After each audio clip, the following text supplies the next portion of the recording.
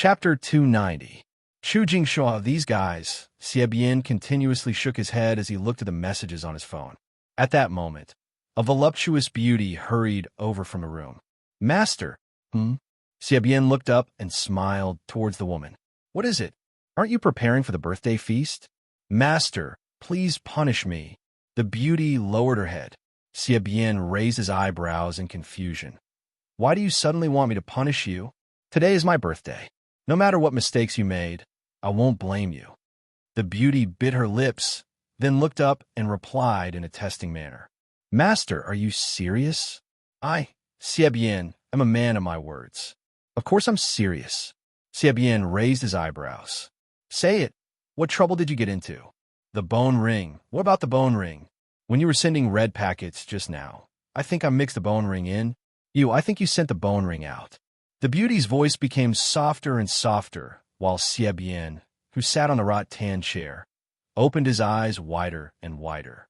In the end, he directly stood up from the chair and clicked on the red packet he sent. In the middle, a person called Bean Bun did indeed snatch the bone ring away.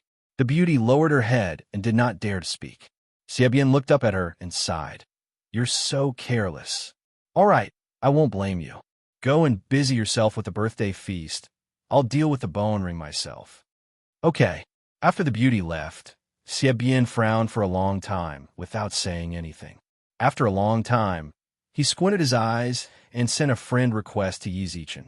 Yi Zichen naturally did not see the friend request. At that moment, his attention was attracted by the scene in the cold drink store. A handsome young man behind him had a million-yuan sports car piled with roses. He knelt down on one knee, holding a rose in his left hand and a diamond ring in his right. His eyes were filled with love as he looked at the girl in front of him. The romantic scene instantly attracted the attention of countless people. However, when they saw the girl, a hint of shock appeared in everyone's eyes. There was a particularly large birthmark on the girl's face. If the birthmark was removed, the girl's body could be considered exquisite. However, the birthmark was like a black dot on a piece of white paper. It was so glaring that no one could ignore it.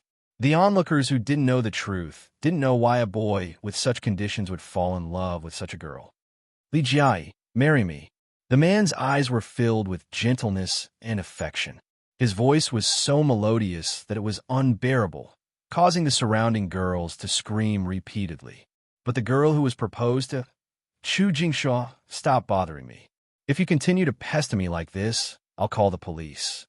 Rejected. What the hell? He actually refused. Oh my God, are they filming a TV series? Is this woman sick? She refused? Scheming bitch.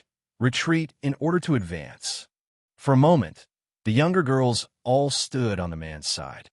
Jai, why are you always rejecting me? Is it so difficult to accept me? Chu Jingshua's eyes were filled with innocence and confusion. I have someone I like. Li Jiai frowned as she looked at Chu Jingshua, who was kneeling on one knee, and said, My heart is filled with him. There's no room for anyone else. I'm sorry. After a cold rejection, Li Jiai turned around and walked into the cold drink shop. Li Jiai, you're always using this to brush me off. Can you let me see him so that I can accept my defeat? Chu Jingshua cried out involuntarily. Li Jiai ignored him and walked inside bang. Look where you're going when you walk. What's wrong? Are you panicking because someone is proposing to you? A familiar voice sounded out. Li Jiai looked up and saw Yi Zichen smiling at her. Thud.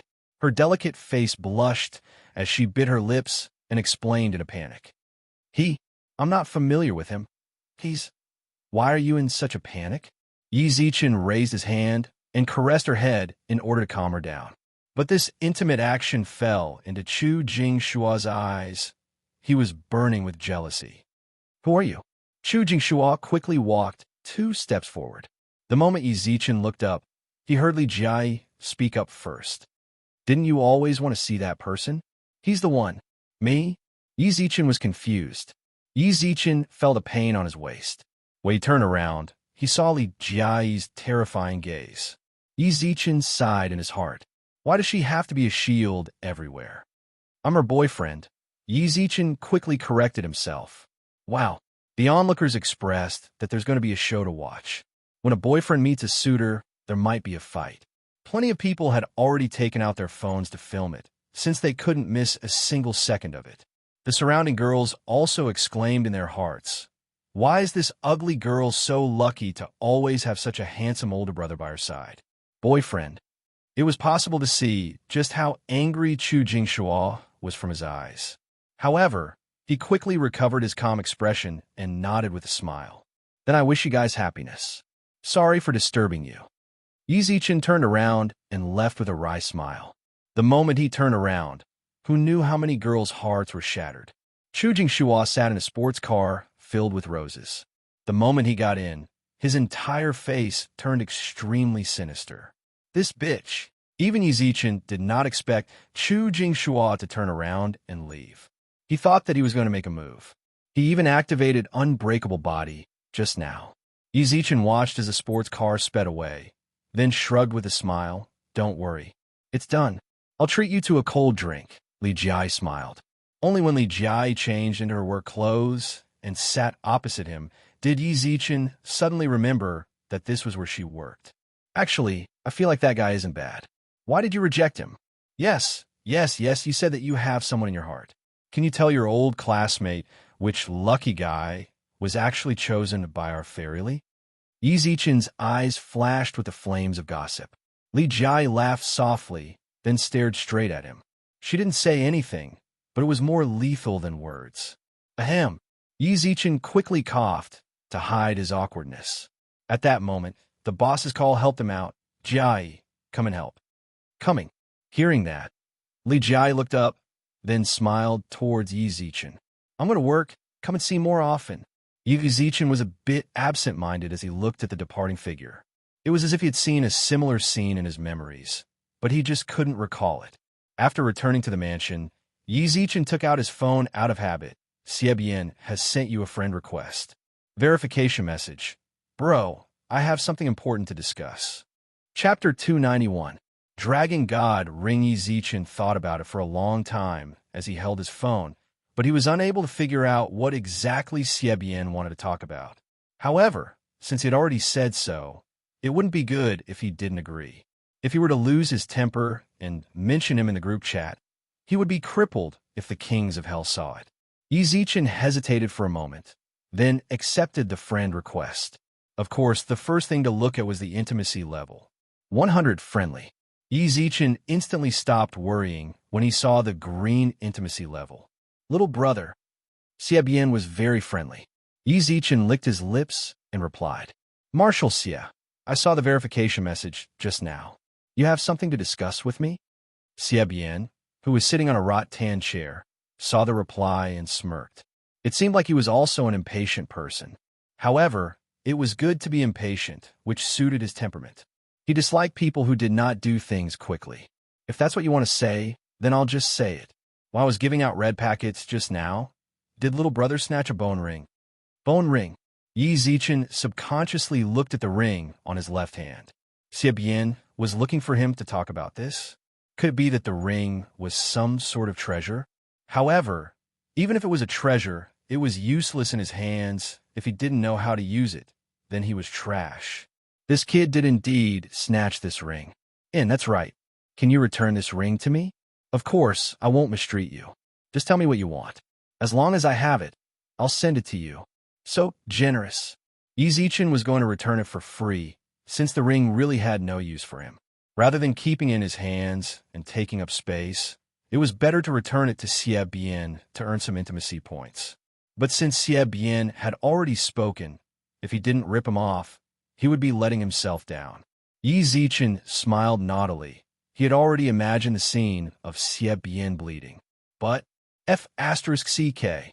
You pulled the ring hard, but she couldn't pull it off. What's going on? Yi Zichen chucked the phone to the side and pulled with all his might. His fingers were red, but the ring seemed to be a part of his finger and wouldn't come off. Yi Zichen panicked a bit. "Marshal Xie, how do I take off this ring?"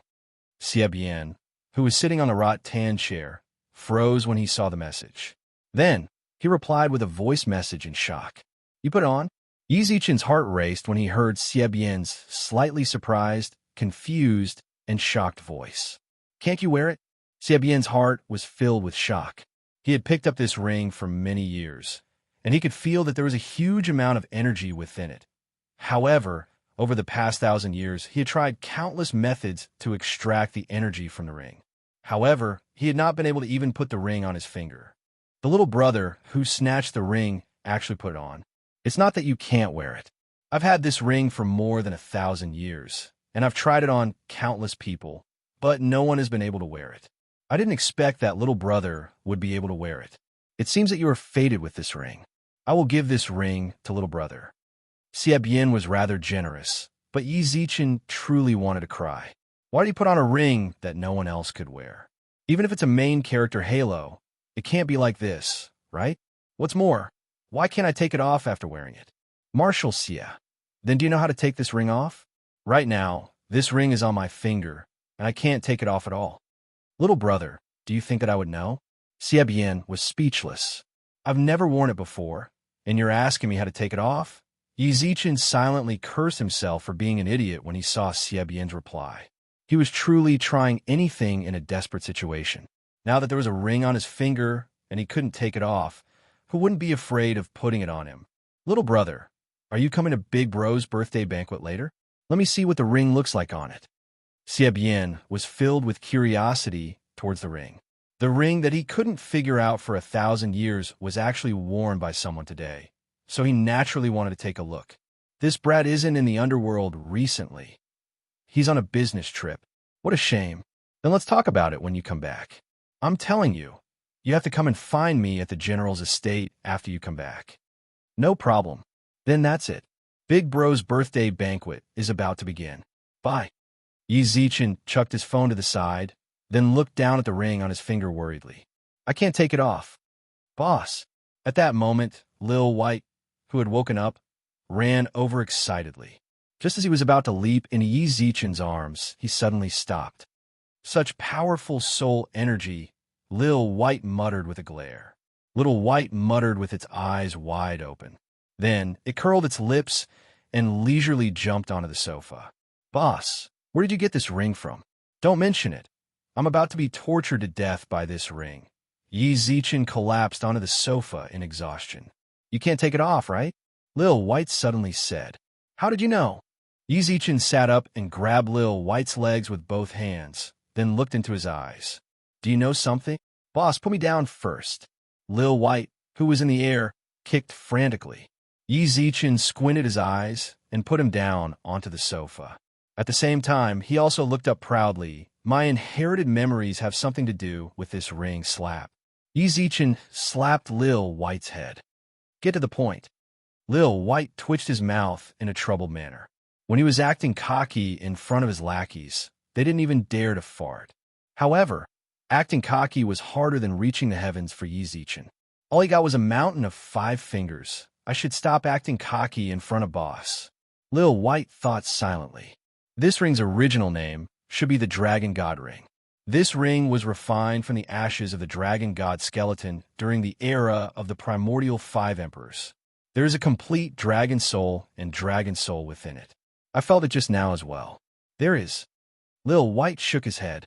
But although its soul energy is very strong, it's nothing more than a drizzle for a male dog that wants to become a beast god like me. Slap. What greeted him was another mountain of 5 fingers. Speak properly.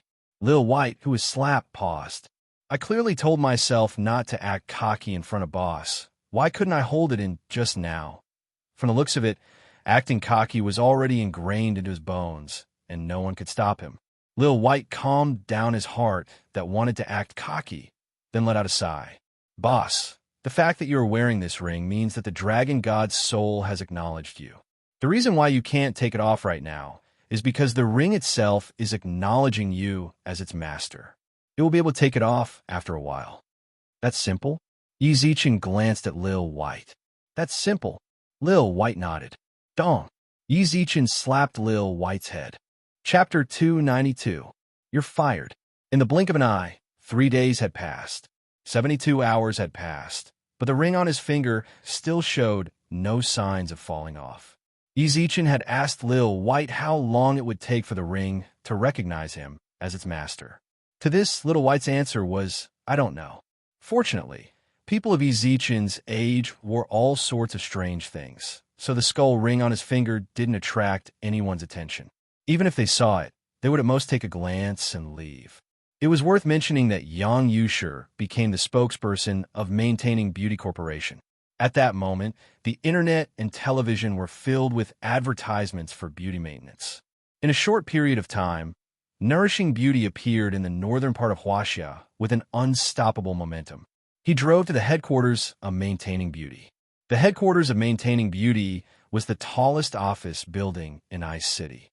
The huge Maintaining Beauty logo on the roof gave people the feeling that it was a big corporation.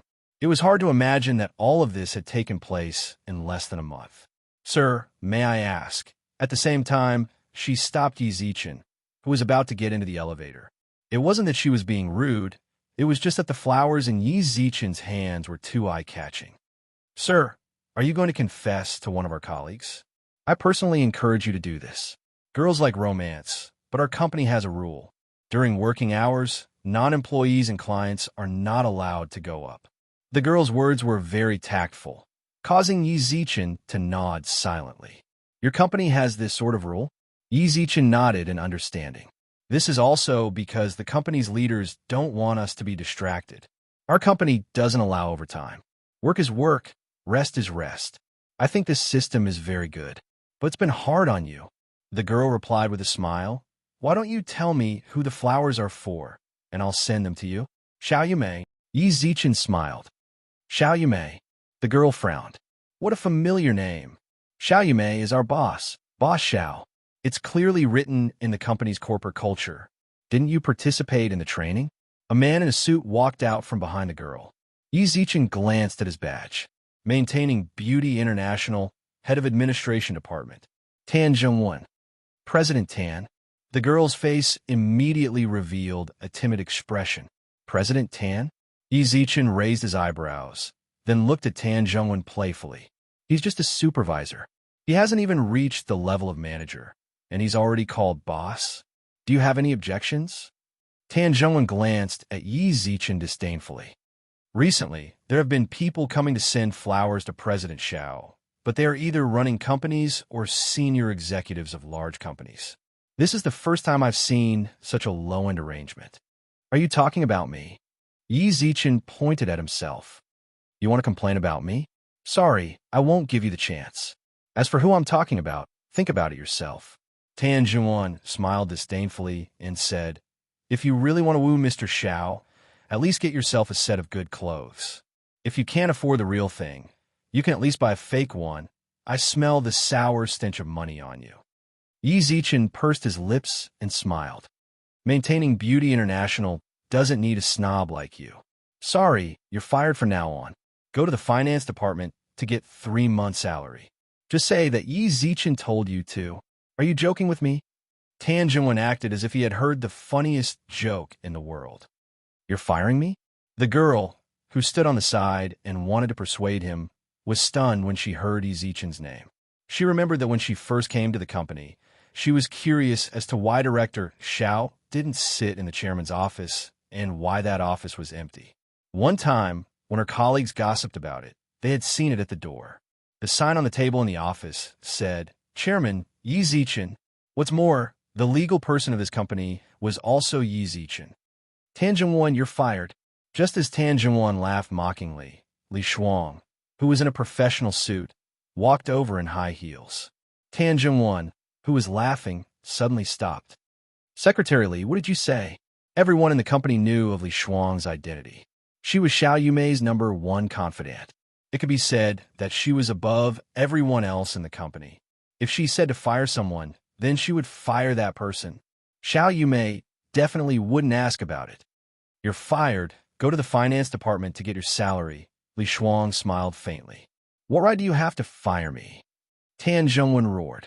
Although Maintaining Beauty Corporation had just been established, anyone could see that Maintaining Beauty Corporation's future was limitless from the initial investment of the company's advertisements. He was a manager in the initial stages, then he would be a senior figure in the later stages. He might even be able to compete for the vice president of the company. Most importantly, the salary here was much higher than other companies. Boss Yi said you're fired, so you're fired. Li Shuang smiled faintly, then reached out her hand and introduced. Li Shuang smiled, then reached out her hand and introduced. Maintaining Beauty International's chairman and legal representative, Yi Zichen. Does he need a reason to fire you? That's impossible. Tan Jingwen's face was filled with disbelief. Nothing is impossible. You're fired. Yi Zichen smiled faintly, then clapped his hands. Yi Zichen smiled, then clapped his hands. Lil Ho, come over and take this eyesore away. Not long later, in the lobby of Maintaining Beauty Corporation, the Ho brothers walked over in security uniforms and dragged Tan Jingwen out by his arms. After taking Tan Jingwen away, Yi Zichen pointed at the girl beside him. You come over here. Li Shuang smiled knowingly when she saw the familiar scene. That was how she got up at that time. Until now, she was very grateful to her bossy for giving her this opportunity at that time. Now, she could buy a house and a car independently. All of this was because of that one sentence. You, come over, be Director Yi. The girl lowered her head as if she was scared. When she thought about how much she actually said to the chairman in front of the elevator. I'm the chairman. Isn't calling me director too low? Yi Zichen smiled softly. Ah, Director Yi. The girl quickly lowered her head. Why are you so nervous? Yi Zichen patted her shoulders, then reached out his hand to the girl's chest. The girl was stunned. Was Director Yi going to do something to me here? If Director Yi really did grab me, should I scream or endure it? Just as the girl's thoughts ran wild, Yi Zichen hooked his finger on her badge, Administration Department. Gul'dan. Chapter 293. A Terrifying Woman. That's the scene. Li Shuang smiled on the side and looked at Gul'dan, who was completely stunned. What are you blanking out for? Thank you, Director Yi. At that moment, the girl was just like her. Can I really do it? Gul'dan pinched her arm as if she still hadn't gotten over her shock. Ouch. Yi Zichen couldn't help but smile when he saw the girl's stunned look. All of this is true. All right, from now on, you're the supervisor of the Administration Department. The Administration Department is the face of Maintaining Beauty, so you have to take care of our face. No problem. Gul'dan replied with certainty. Within the elevator, Yi Zichen smiled. Seeing that, Li Shuang's heart skipped a beat. Then she immediately spoke up. You're right. She then asked, Boss, are you thinking about that girl? A rather cute little fellow. Yi Zichen replied like an old man. You don't seem to be as old as that employee, Li Shuang smiled. But my heart is old. Yi Zichen shrugged helplessly with a smile. Yi Zichen shrugged helplessly with a smile. So many things had happened. If his heart didn't age, then he didn't need to live anymore. Yi Zichen let out a sigh, then glanced at Li Shuang. Where did you go just now? You seem to have just come back from outside. Mu Chuang didn't understand some things in the jewelry store, and Director Bai wasn't there either, so I went over to help. Li Shuang replied with a smile. How was Mu Chuang? Yi Zichen actually cared quite a bit about this little brother of his. Although they weren't biological brothers, they still grew up together. Very serious. Li Shuang, what do you think of Mu Chuang? Yi Zichen suddenly asked. However, before Li Shuang could reply, he quickly replied. Never mind, pretend like I didn't say anything. Boss, what do you want to ask? Li Shuang couldn't help but ask. AI, I was wondering if the two of you could get together, so I'll act as a matchmaker for you two or something. But thinking about it, the age difference between the two of you is a bit too big. Never mind, pretend like I didn't say anything. At that moment, the elevator door opened. Yi Zichen walked out of the elevator, leaving Li Shuang standing in the elevator alone. Li Shuang smiled wryly as she looked at his back. Yi Zichen went straight to Xiao Yumei's office. He smelled the fresh flowers in his hands, then directly pushed open the door without knocking. Surprise. Surprise. Originally, he wanted to give Xiao Yumei a surprise, but the moment he stepped into the office, they seemed to be discussing business. You can continue. She smiled awkwardly and slowly closed the door with the flowers in her hands. At this moment, a hand reached over and pulled on the office door. Since Mr. Yi is here, let's go together. This group belongs to you. This familiar tone. Why are you here? Yi Zichen was truly speechless. The person who spoke was the woman who screwed him over at the primitive trading center. It's business. I am a businessman.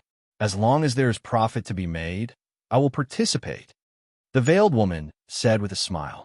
Since it was her, Yi Zichen didn't stand on ceremony. He walked in with the flowers. Yume, this is for you. Yi Zichen handed the flowers over. When Xiao Yume saw the flowers, a bright smile instantly blossomed on her face. Thank you. I like it a lot. I didn't think that Mr. Yi was actually a romantic person. Director Xiao, I'm so envious. The veiled woman sat down on the sofa in the office with her arms crossed. Yi Zichen immediately got angry when he saw her. If you're envious, then find a man to send it to you. What are you being jealous for? You what? You wear a veil every day. Are you afraid of being seen? I didn't dare to mess with you in your territory. Now that this is my territory, can I do whatever I want? Yi Zichen glared, then said, Yume, did she come to discuss some kind of cooperation? Acting, Xiao Yume replied. I'm not acting for her. Yi Zichen even winked at the veiled woman as he said that, as if he was saying, I'll piss you off, piss you off. The veiled woman merely smiled, then took out a contract from the side with a shrug. I signed it. Yi Zichen was speechless. Yi Zichen took the contract from the table and took a glance, Chu Qitong. Then, he took a look at the contents of the contract. 20%? It can't be. You, a businessman, actually want 20% of the profits? 20% is already a lot, Chu Qitong smiled. With a faint smile, Chu Qitong replied, Mr. Xiao is also a shrewd businessman, and when two shrewd people cooperate, both sides naturally have to show some sincerity. Xiao Yume nodded in response, then looked at Chu Qitong. Director Chu, I actually have a question that I wanted to ask. Boss Chu, I've always wanted to ask you a question. What makes you so confident in our products? You want to know? Chu Qitong pursed her lips with a smile, then took off her veil. Both Yi Zichen and Xiao Yume were shocked when they saw her face. It was a face that was supposed to be beautiful, but was ruined into a car accident. Dense scars crawled all over her face, and it was not an exaggeration to say that she looked hideous. Sorry. Yi Zichen and Xiao Yume apologized at the same time. Chu Qitong smiled, then put on her veil.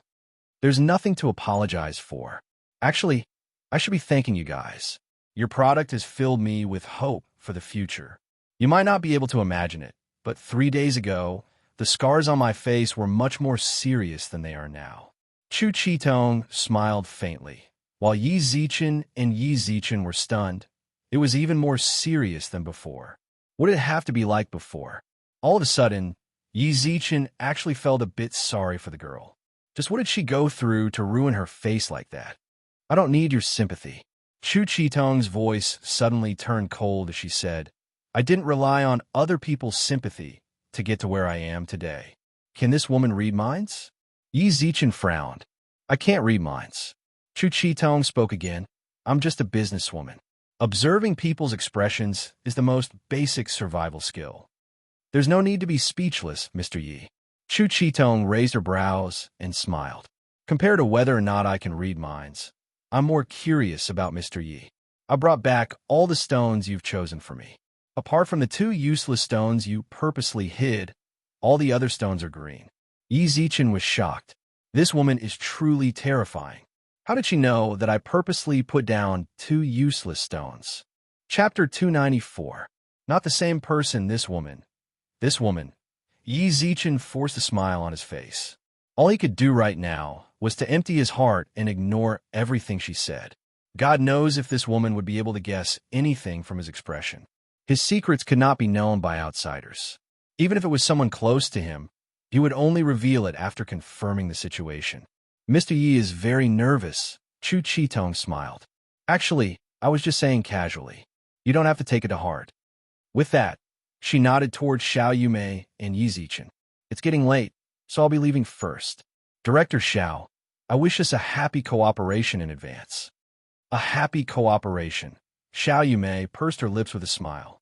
Chu Qitong looked meaningfully at Yi Zichen once again, then turned to leave.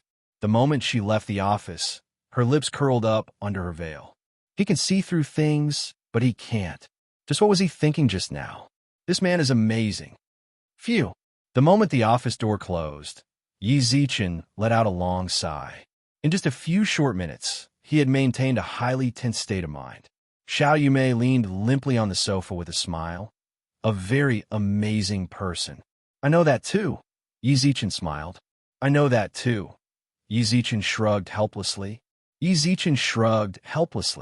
It's a miracle in your business circle to be able to observe people's expressions and words to her level. In response, Xiao Yumei nodded her head. At least I admit that I'm not as good as her. Truly a terrifying woman. Yi Zichen couldn't help but raise his eyebrows. Yi Zichen was truly starting to suspect that this woman truly knew how to read minds by observing people's thoughts and expressions with a very high accuracy. Oh yeah. Xiao Yumei suddenly took out a name card from her wallet on the desk and handed it to Yi Zichen. What's this? Yi Zichen raised his eyebrows. You'll know when you see it yourself. Xiao Yumei smiled faintly. Yi Zichen's gaze landed on the name card. Yang Yushi. Phone number, 15x times x times x. There were only 2 lines of words on the name card. Yang Yushi told me that this was her personal number. On the surface, she said that she wanted to give it to me, but from her expression, I could tell that she wanted to give it to you through me. With that, a playful smile appeared on Xiao Yumei's face. Little man, you sure hit it well. I really couldn't tell that you even know Yang Yushi. Especially looking at that girl's little face. TSK. I didn't expect you to be a romantic. Ha! Yi Zichen smiled, then stood up and placed the name card back onto the desk. She left it for you, so you two can contact each other. There's no need for us to keep in touch. Are you sure? Yang Yushi? She's the goddess in countless men's hearts, the lover of their dreams. That has nothing to do with me. Yi Zichen rolled his eyes in annoyance and shrugged with a smile. I admit that I'm a bit of a playboy, but I can guarantee that I treat you guys with sincerity. I'm merely a normal person. It is already a blessing for me to have you guys by my side. I don't have the heart to provoke those feelings anymore. The hardest thing to accept is a beauty's favor. I'm afraid that I can't pay it back. Then, he stretched lazily and smiled toward Xiao Yumei. Go do what you need to do. I won't disturb your work.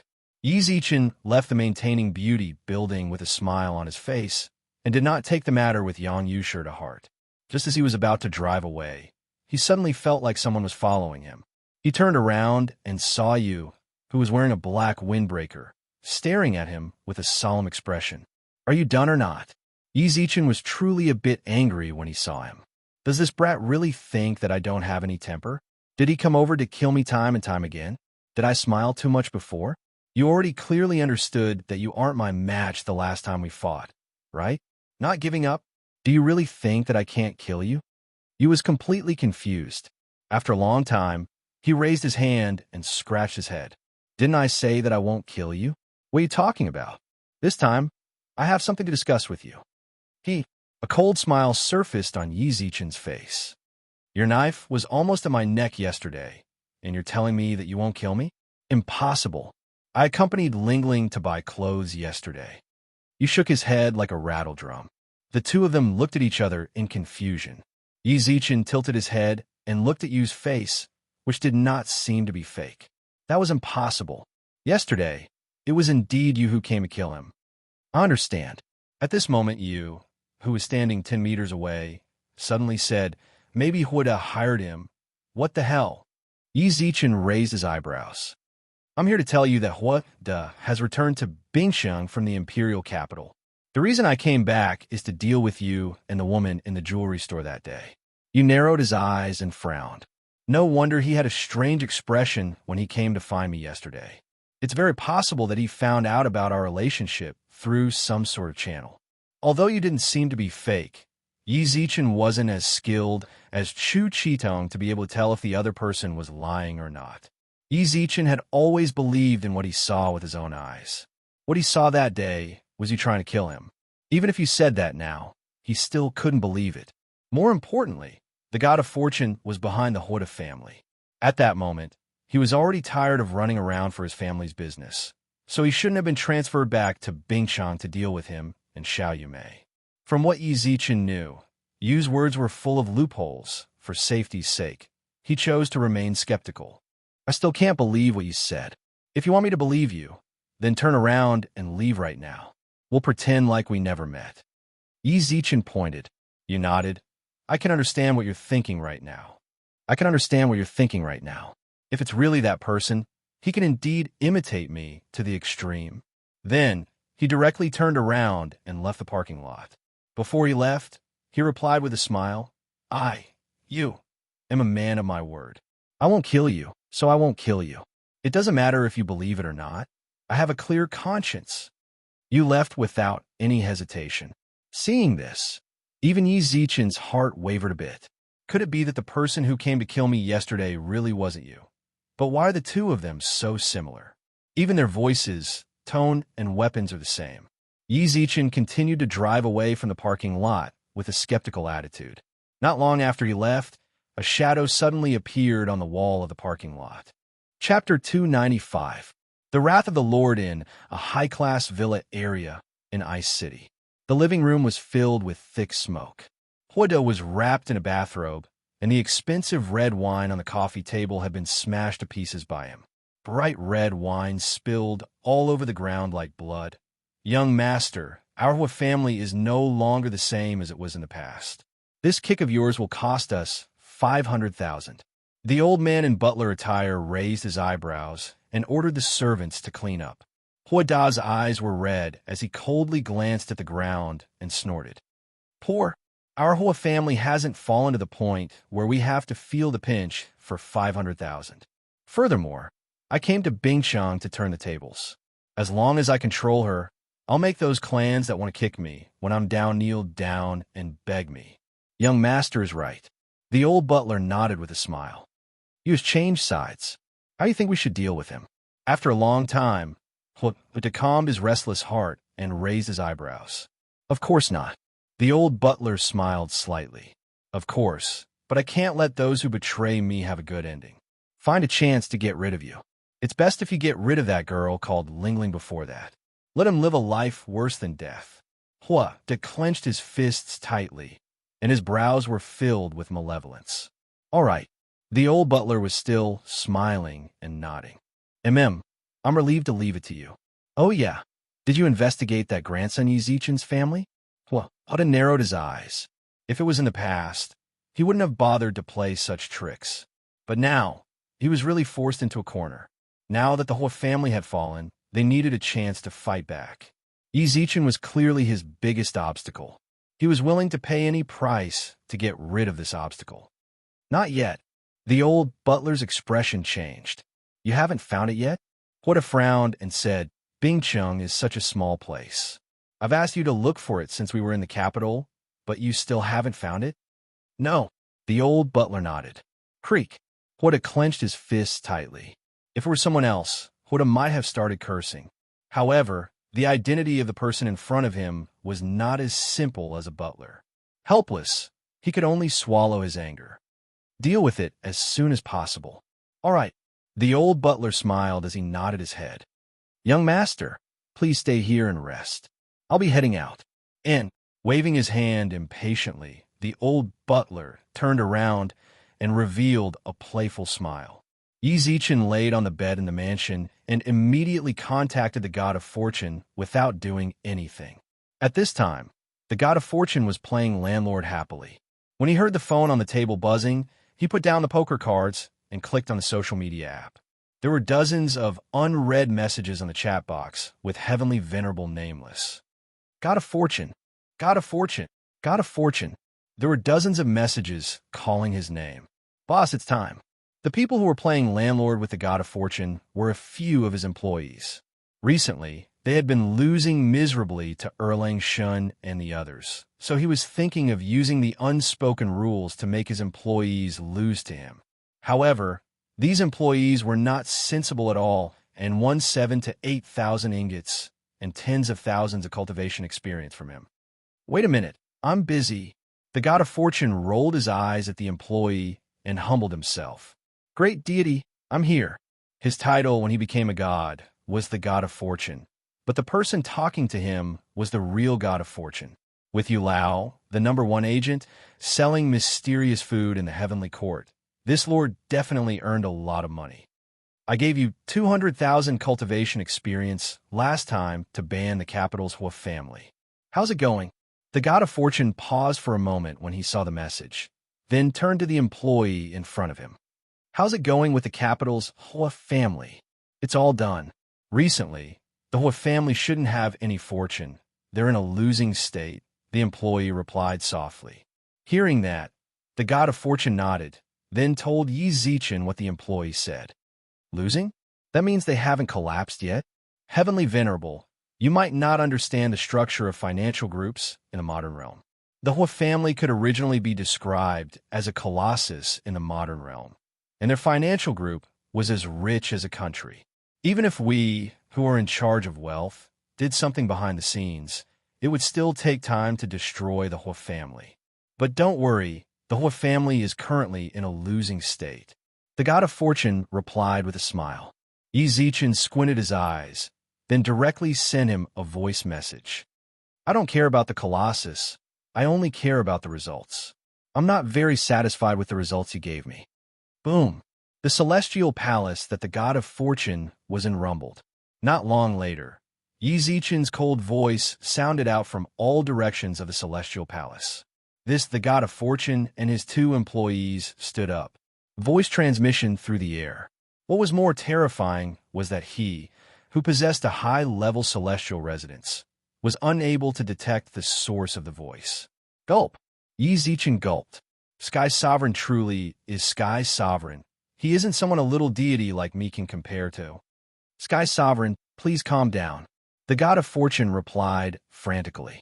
I will deal with the capital's Hua family's matter as soon as possible. Beep. It was a voice message. Yi Zichen snorted coldly after hearing the contents of the message. Huh. A cold snort sounded out. The god of fortune, who was in the celestial palace, felt his chest tighten while the blood in his body boiled, causing him to nearly cough up blood. I'll wait for your good news. After a long while, the god of fortune finally suppressed the restlessness in his body.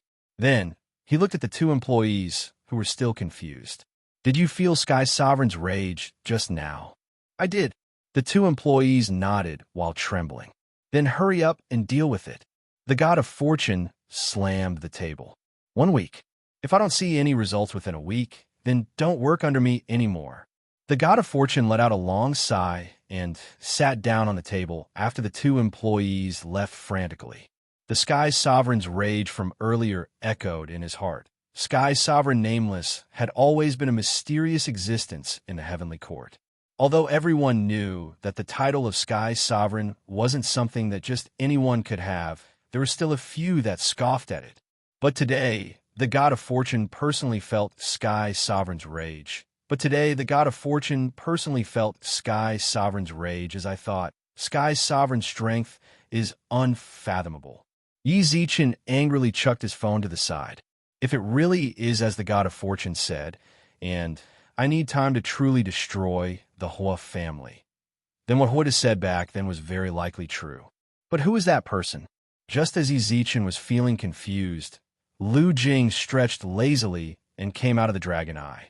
Since he was going to revive her soon, Yi Zichen had her stay in the dragon eye to nurture her soul. Young man, long time no see. Lu Jing greeted him with a giggle.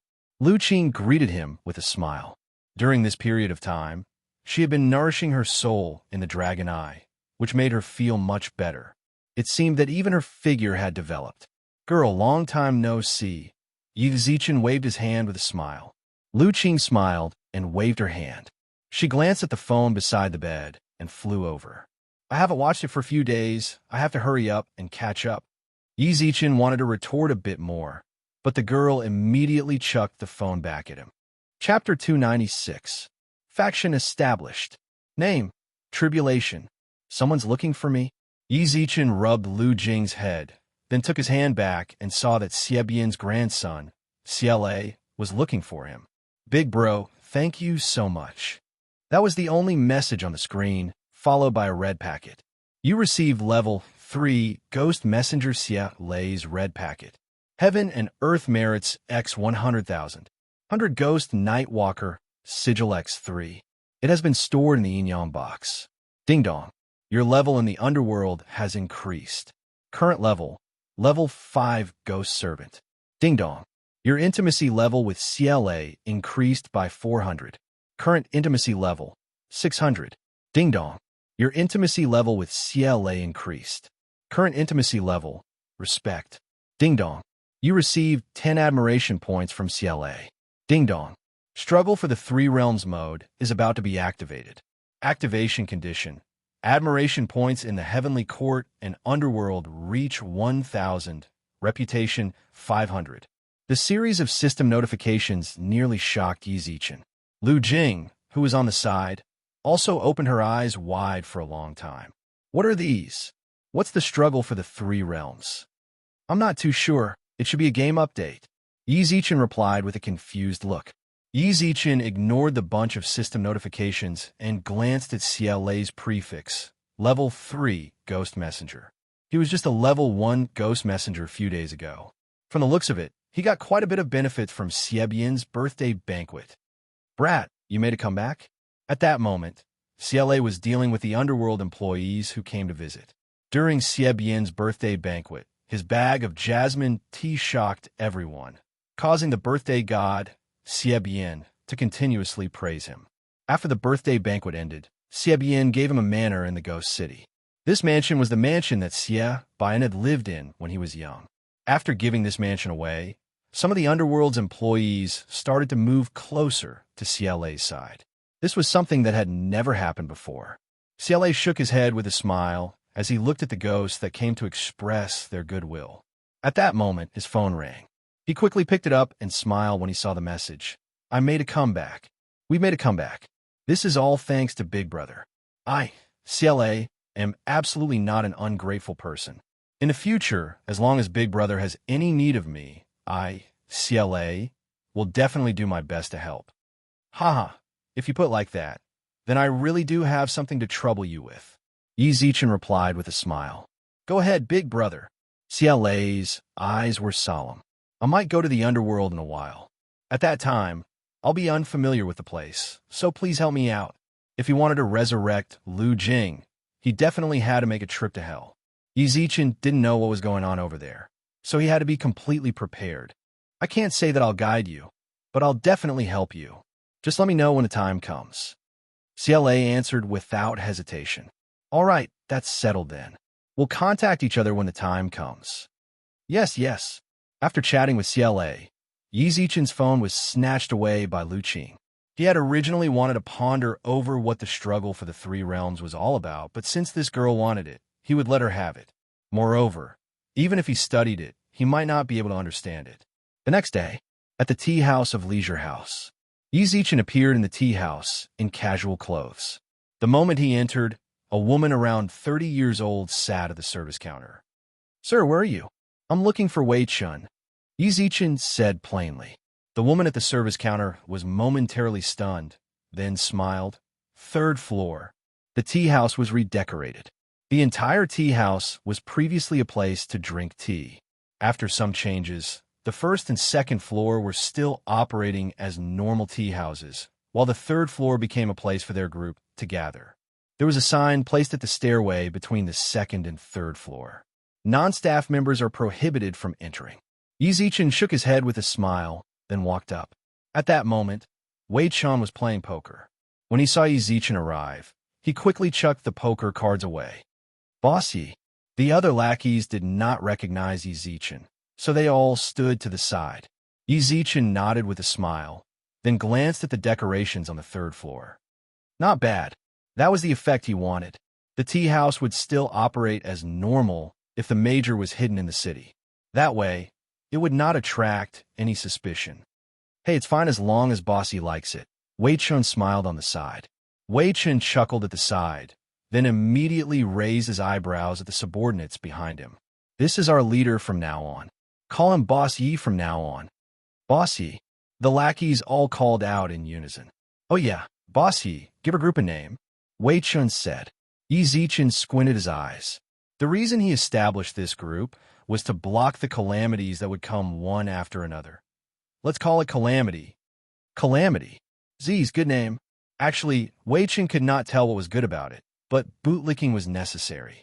Yi Zichen ignored his flattery and raised his eyebrows. Old Wei, everyone in this tea house is our people, right? Uh-huh. Wei Chen nodded. Wei Chen nodded non-committally. Then, he shook his head and said, not all of them.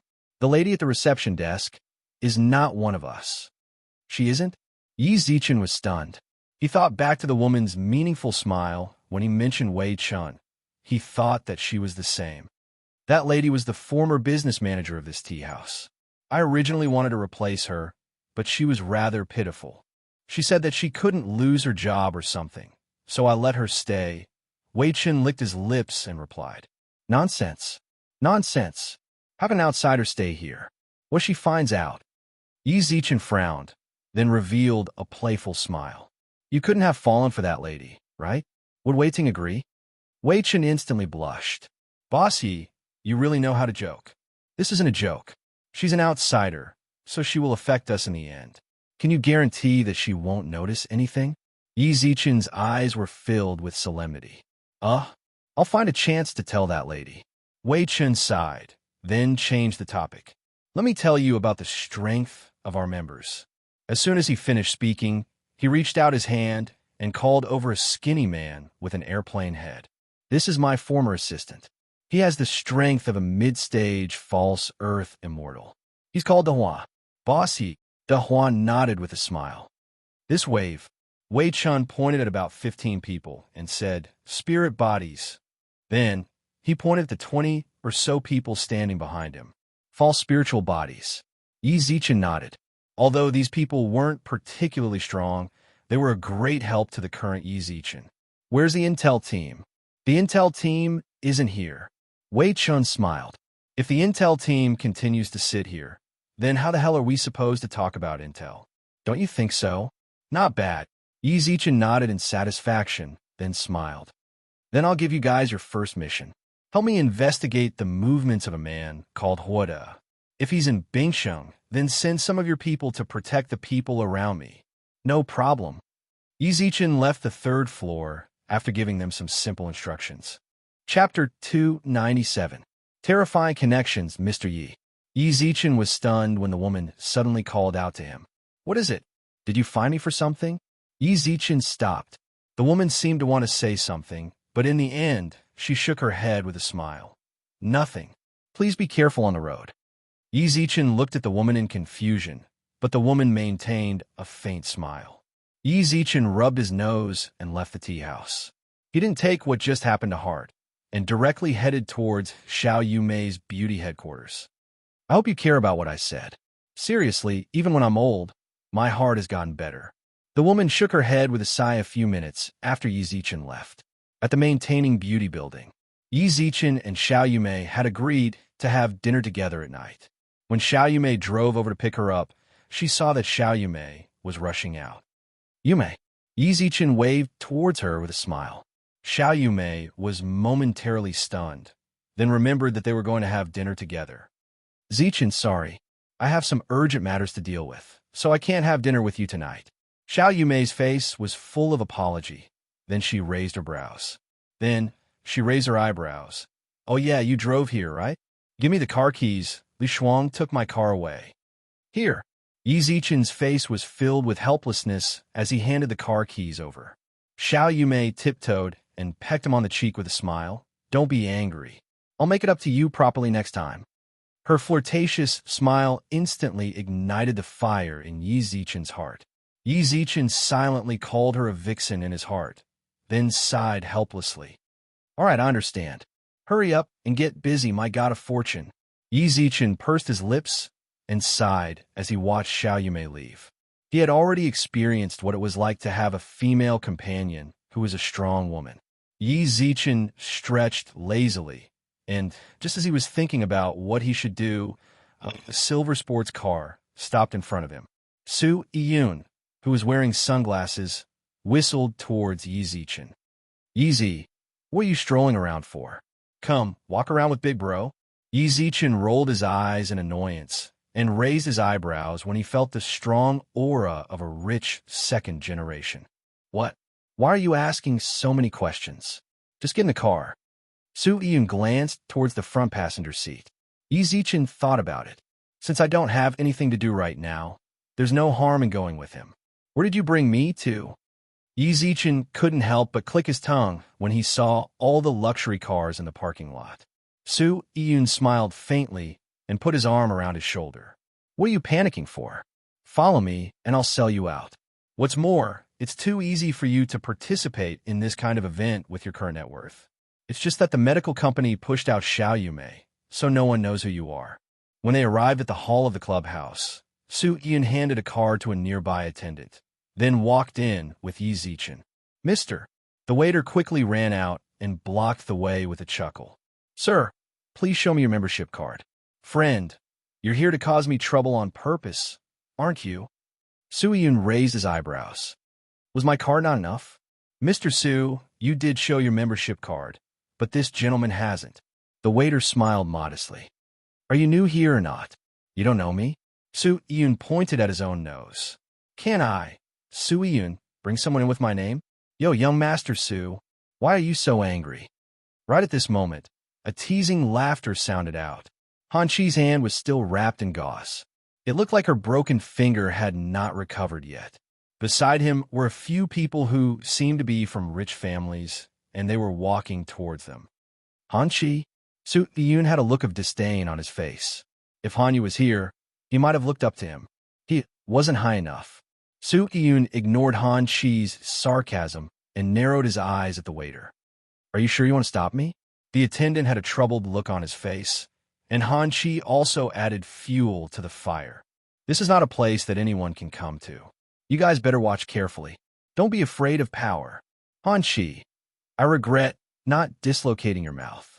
Come over. Let's have a good chat. Yi Zichen squinted his eyes. Han Chi's expression instantly stiffened. You want to hit me?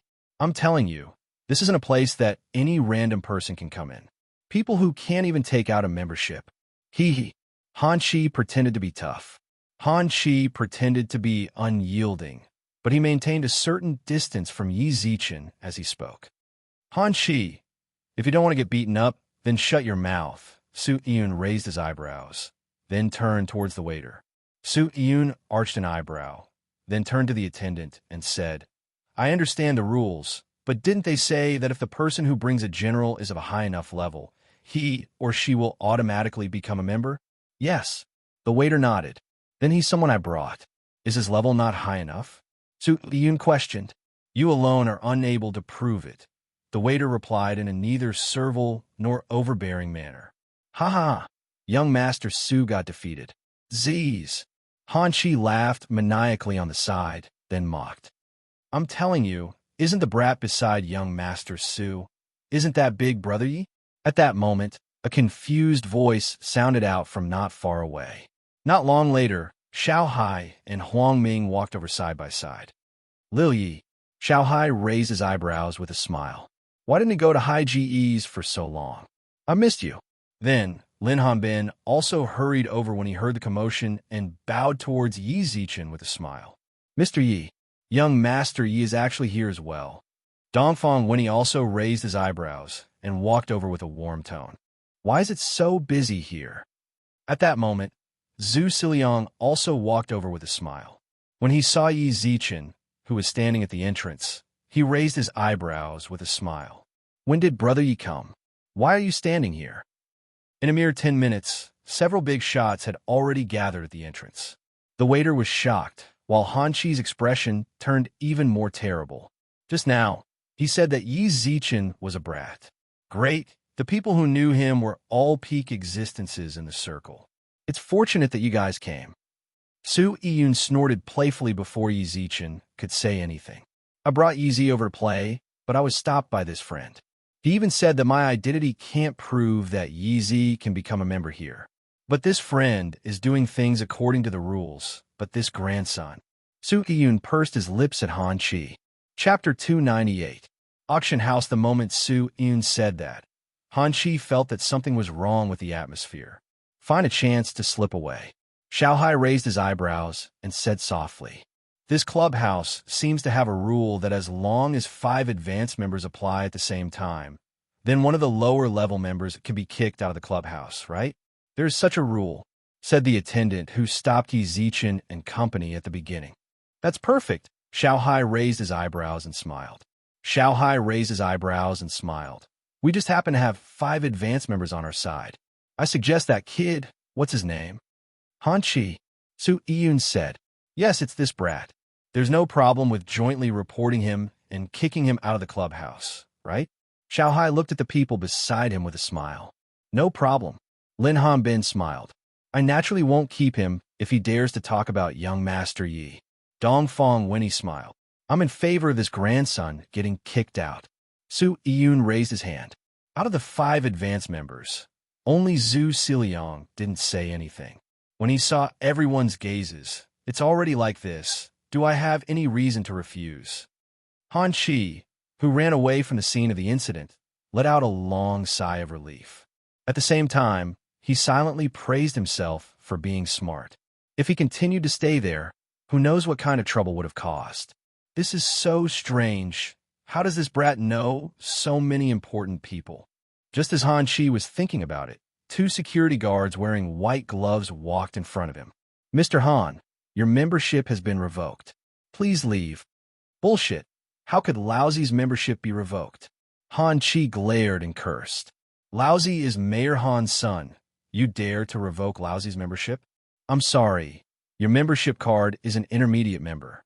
5 advanced members have jointly revoked your membership.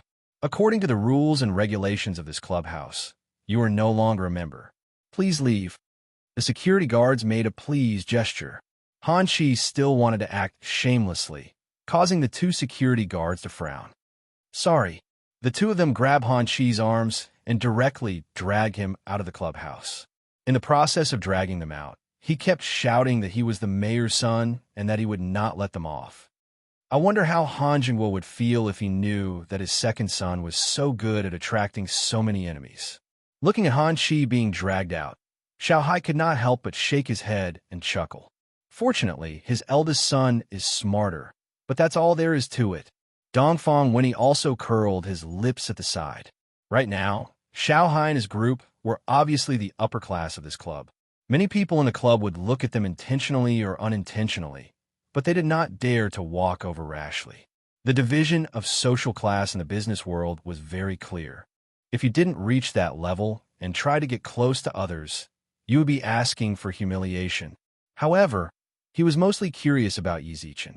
He didn't seem to have seen this young man before, but the people in the upper circle seemed to be very friendly with this young man. They couldn't help but remember Yi Zichen. In the future, if you meet someone you can climb up to, then climb up. If you can't, then don't provoke him. What is this place? Why are you all gathered here? Yi Zichen raised his eyebrows. It wasn't easy to meet these people alone. He didn't expect to meet all of them here. This club is called the Treasure Pavilion. It's an auction house, so it can be considered a business district. Xiao Hai smiled. The people that can come here are usually people with over 50 million in assets. Normally, everyone can meet up here, but most of the time, this place is rather quiet. Xiao Hai is right. Actually, the reason we all came here is mainly for the auction that's going to be held later. Zhu Siliang also smiled. Auction. Yi Zichen raised his eyebrows. There will occasionally be some antiques or spiritual items being auctioned here. You'll know when you go in. Su Yun chuckled. Tap, tap, tap. The sound of high heels hitting the tiles on the floor rang out.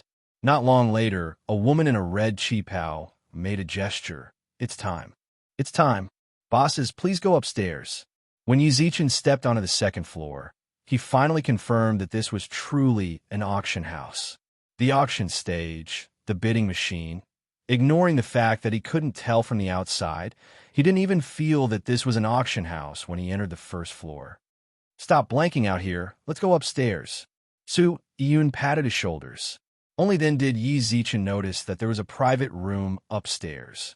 It should have been set up for the advanced members of the auction house. Since Xiao Hai, Zhu Siliang and company had already gone to their own rooms, Yi Zichen followed Su Yun to his room. Actually, this auction should have been my dad, but he was busy with business, so he threw me over, Su Yun shrugged. Su Yun shrugged. To be honest, I don't have much interest in antiques. Who told you to be so free right now? Yi Zichen shrugged with a smile. How am I free? Didn't I invest in a project as well? I feel like your medical company will definitely be profitable. Su Yun raised his eyebrows with a smile. Everyone can see it. Yi Zichen revealed a helpless expression. At the same time, the auction officially began.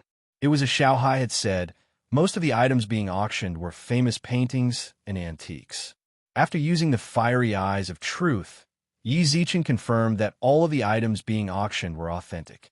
Actually, he could tell that they were real even without using the fiery eyes of truth. Otherwise, those people who were grabbing their necks were all idiots. The next item to be auctioned is a weapon. The auctioneer in a red qipao smiled. At the same time, a staff member also took out a sword-shaped item wrapped in a red cloth. Whoosh! When the red cloth was opened, what was wrapped inside was not a sword, but a sword scabbard. From the rust on the scabbard, it could be seen that the sword was very old. We, the 100 Treasure Pavilion, have determined that this item is from the primordial era. We are unable to determine its exact age, but we can be sure that it is from before the Han Dynasty. Wow! The entire auction house was in an uproar. If that really was the case, then it really could be called an antique. Even if the scabbard was just a normal sword scabbard, it was still extremely valuable after so many years. Plenty of rich merchants had already bid on the second floor. Su Yun, who was sitting in a private room, twitched his mouth. What's there to fight over? What's so good about that broken scabbard? Don't you think so, Yezi? Nobody replied. Yi Zi, what are you thinking about? Su Yun bumped Yi Zichen with his elbow. Only then did Yi Zichen return to his senses and raise his eyebrows. How much is it? For million. Su Yun said plainly. 10 million. Chapter 299. Bidding, member number 117 bids 10 million. Wow. Over the years, the customers of the auction house had already developed a rule. Good items were all slowly cooked and auctioned with a small but intense amount. Not only would this show the value of the item, it would also allow everyone to participate. The price had just been raised to 4 million, and now it was instantly raised to 1,000. This immediately caused many members to lose the right to bid.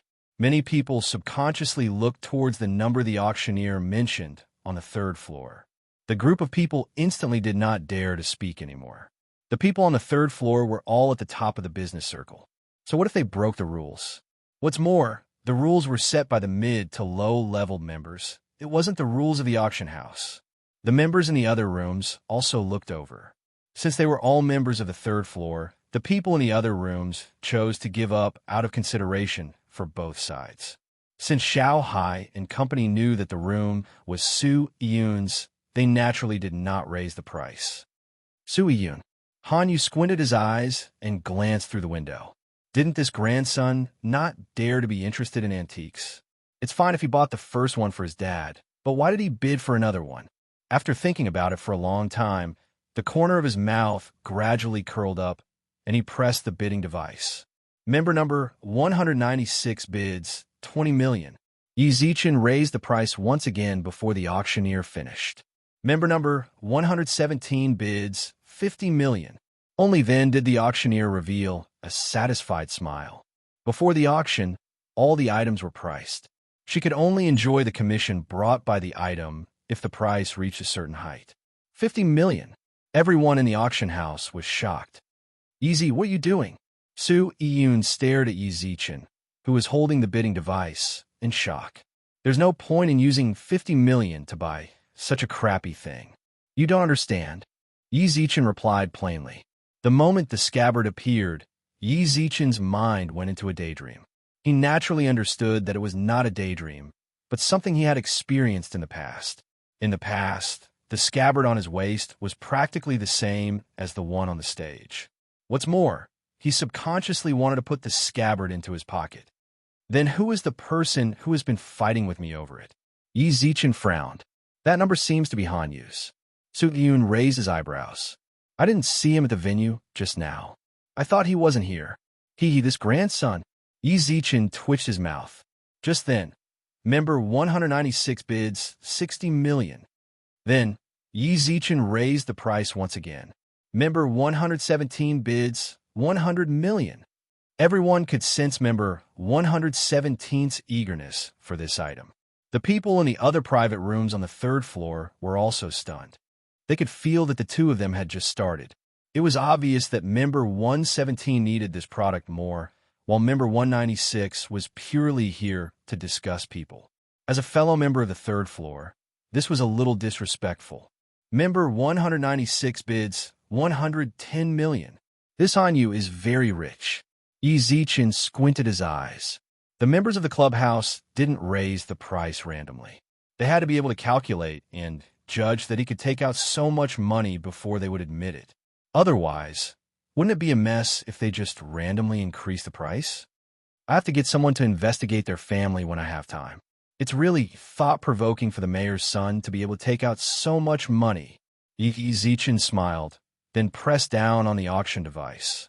Member 117 bids 120 million. With that, Yi Zichen dialed Fatty Bai's number. Fatty, how much money can the jewelry store take out? I want to buy something, and it needs a lot of money. About 130 million. Yi Zichen's heart sank when he heard Fatty Bai's words. He definitely couldn't buy it with that bit of money. You're out of money, right? Hanyu, who was leisurely drinking red wine in the room, pursed his lips and smiled. You tricked me out of 60 million. Don't you want this sword sheath? Then prepare to bleed. Member 196 bids 150 million.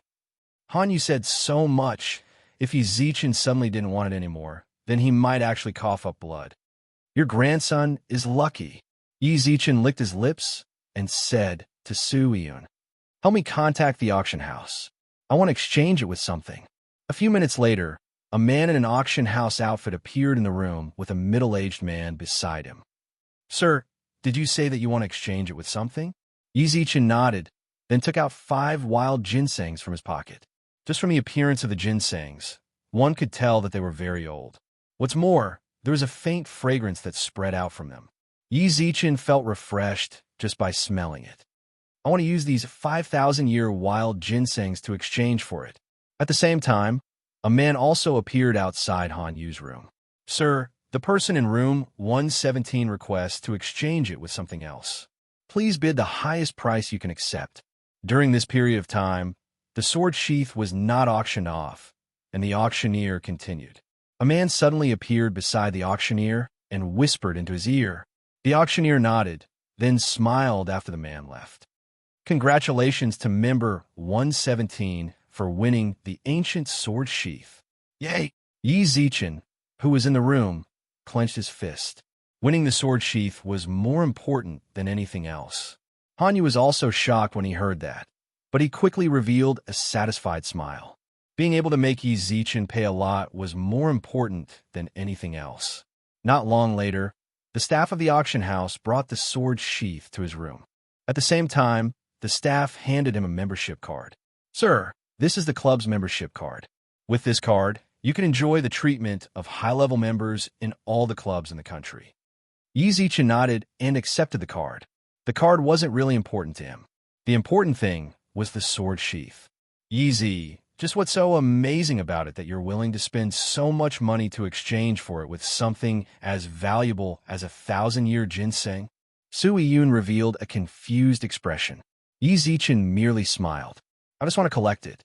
I feel like this sword sheath has collection value. Yi Zichen brushed his finger across the patterns on the sword sheath. He could feel the familiarity of the sword sheath. More importantly, the moment he brushed his hand across it, the rust on the sword sheath seemed to have lessened significantly. Don't bullshit with me. Do you think I don't know you? There's definitely something special about this sword sheath. Su Yun revealed a curious expression. Su Yun revealed a curious expression. Tell me, what's so special about this scabbard? That grandson, Hanyu, is definitely feeling smug about screwing you over. Tell me what's so special about it, and make me happy. I'm not telling you. Yi Zichen smiled. At that moment, the phone in Yi Zichen's pocket also rang. Yi Zichen smiled when he saw the caller ID, then put his phone away. Then, his expression drastically changed, and he threw the sword sheath into Su Yun's arms. Chapter 300. Car accident. An empty truck collided with an expensive sports car. The front of the sports car was dented while the airbag popped out. The driver of the truck ran away, causing the surrounding police to arrive at the scene of the accident. All of a sudden, Weibo was in a heated discussion. At Bingxing's First People's Hospital, Xiao Yumei laid on the bed. She was the victim of the car accident. What was fortunate was that she did not receive any injuries. Her eyes shone with an unconcealable joy as she stared at the tooth in her hand. Bang! The door to the ward was suddenly pushed open, while Yi Zichen ran in with a nervous look. Yumei, Xiao Yumei, who was in the ward, looked up when she heard the sound. A faint smile surfaced on her face as she held the tooth in her hand tightly. Why did you come? How could I not come when something like this happened? Yi Zichen frowned, then walked to the side of the bed and asked nervously, Are you okay? Of course I'm fine.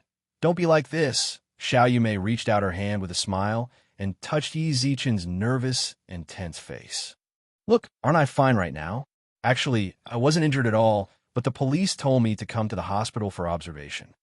Only then did Yi Zichen's worried heart finally relax. That's great. He was worried to death on the way back. The person who called him was a police officer. He only said that Xiao Yumei got into a car accident and asked if he was her family, then told him to hurry over to the hospital. On the way over, the driver also mentioned the car accident. The sports car was destroyed, and the culprit escaped. I heard that the car was destroyed. Yi Zichen raised his eyebrows. Yeah, it was destroyed. I was on the way back to the company when the truck went against the traffic and crashed towards me. Xiao Yumei's tone was still filled with fear. Xiao Yumei's voice was still filled with lingering fear. Then, she looked at the tooth in her hand. Logically speaking, I should have died in that sort of situation, but I actually didn't. But I didn't die. After that, I found that the bone bracelet on my wrist was broken. This was the only bone tooth I found. The tooth was no longer crystal clear, and there were even faint cracks on its surface. Yi Zichen raised his eyebrows. He had already suspected the origins of the bracelet the moment it appeared on Xiao Yumei's wrist. From the looks of it now, there was indeed an expert who came into contact with Xiao Yumei. He even predicted that she would face this calamity, so he gave the bracelet to her. However, Yi Zichen also noticed the crux of the problem. The truck was driving in the wrong direction. Have you provoked anyone recently? Yi Zichen raised his eyebrows. Since he dared to let Xiao Yumei fall into a trap, he had to make that person pay the price. I didn't offend anyone. It seems like someone wants to assassinate me for the sake of our pharmaceutical company. Xiao Yumei smiled faintly. She couldn't figure out who she offended no matter how hard she thought. In the end, she could only comfort herself with this excuse. Yi Zichen, however, didn't agree. The pharmaceutical company had only been established not long ago. Although it had a strong momentum, it was not big enough to affect anyone's interests. Could it be that a certain skincare industry wanted to strangle it in the cradle? Yi Zichen frowned, then glanced at Ho Er, who was standing guard in the room. Where did Hoda go? Big brother went to catch the culprit, Ho Er replied. Catch? Yi Zichen raised his eyebrows. With the strength of the two of you, catching the culprit isn't a piece of cake. Then his heart suddenly sank. The other party isn't a normal person? Ho Er nodded. Creak. Yi Zichen clenched his fist tightly. These guys truly went overboard. They just caused Mother Yi, Jinglei Jie, and Tian Tian to be in danger a few days ago. Now, they even reached out to Xiao Yumei. Buzz, at that moment, the phone in Yi Zichen's pocket rang once again. Yi Zichen put the phone beside his ear, then spoke into the phone. Boss Yi, the person called Huodi you mentioned is indeed in Bingxing. Our people found out that this grandson is thinking of ways to deal with you and your family. I have already sent people to protect your family in secret. Please be careful. Huoda. All of a sudden, Yi Zichen's eyelids twitched. He looked at Xiao Yumei's face in shock. The car she was driving was his car. Tell me his location. Immediately. Within a certain high-class hotel in Bingxing. Hua stared at the man in front of him with bloodshot eyes and questioned. The person I told you to kill is Yi Zichen. Why didn't you investigate who the person in the car is? Hee hee, you're so funny. The man twitched his mouth and laughed coldly. The man curled his lips and sneered. You personally told me that the person in the car was the mission target, and I hit him. Now you're accusing me? What? You want to go back on your word and not pay up? Twisting his neck, the man's lips curled into a cruel smile. I don't have a very good temper. If you want to go back on your word, then I can only... An oppressive aura suddenly filled the room. The man licked his lips and walked towards Huada with a cold gaze. Give me the money. Huada's heart skipped a beat, and he quickly spoke, but the old butler behind him remained silent. Butler, give him the money. The man also stopped and set his gaze upon the old butler. At that moment, the old butler smiled faintly, then took out a check that he had prepared beforehand and placed it on the tea table. This is your commission. Yeah, that's more like it. The man raised his hand to take the check. The moment he turned around, bang, a bloody hole instantly appeared on the man's back, and he fell onto the floor. Huada, who was on the sofa, turned around in shock. Only then did he see that the old butler was wearing gloves, while he held a gun with a silencer in his hand. Butler, this person actually dared to be rude to young master. He deserves to die. The old butler snorted coldly. Yes, he deserves to die. Huada's gaze also tensed up. Huada's eyes turned cold. Just then the old butler threw the pistol into his hands and said, Young master, go and shoot that guy twice. Huada took the gun. To be honest, although Huada was vicious and had secretly killed many people through other people's hands, however, it was his first time killing someone with his own hands. Huada subconsciously grabbed the gun, while his arm trembled slightly. However, when he thought about it, he felt that he had been under too much pressure recently and needed a vent. He made up his mind and fired a few shots at the man who was lying in a pool of blood. At the same time, he picked up the check on the floor and burned it with a lighter. After he felt good enough, he turned around with a maniacal smile. Find someone to get rid of this person. Bang! A huge sound suddenly sounded out from outside the hotel room. In the next moment, the door of the room fell towards the inside of the room. Huada subconsciously wanted to cover up the corpse that he had not gotten rid of, but it was already too late. Yi Zichen's eyes were filled with darkness, while Wei Chun followed beside him. Grandson, I've finally caught you. Chapter 301. The Old Butler and the Body Double Boss Yi. Wei Chun pushed Yi Zichen to the side. The old butler, who had been standing behind Huada, also quickly ran forward and chopped down on Huada's neck with his right hand. You! Huada turned around in confusion. He couldn't understand why the old butler, who had been with him for 10-odd years, would actually attack him. Idiot! Calm down and go to sleep. Seeing that his grandson wasn't asleep, the old butler chopped down on his neck again. Bang! Huada fell to the ground. Yi Zichen really didn't notice that Huada had a gun when he entered. It was fortunate that Wei Chun pushed him away. Old Wet, hey! Wei Chun chuckled, then opened his palm. There was a bullet in his hand. Wei Chun chucked the bullet onto the ground, then twisted his neck. This shitty thing is pretty powerful. My hand hurts so much. Yi Zichen, who was just worried about Wei Chun, couldn't help but roll his eyes and curse.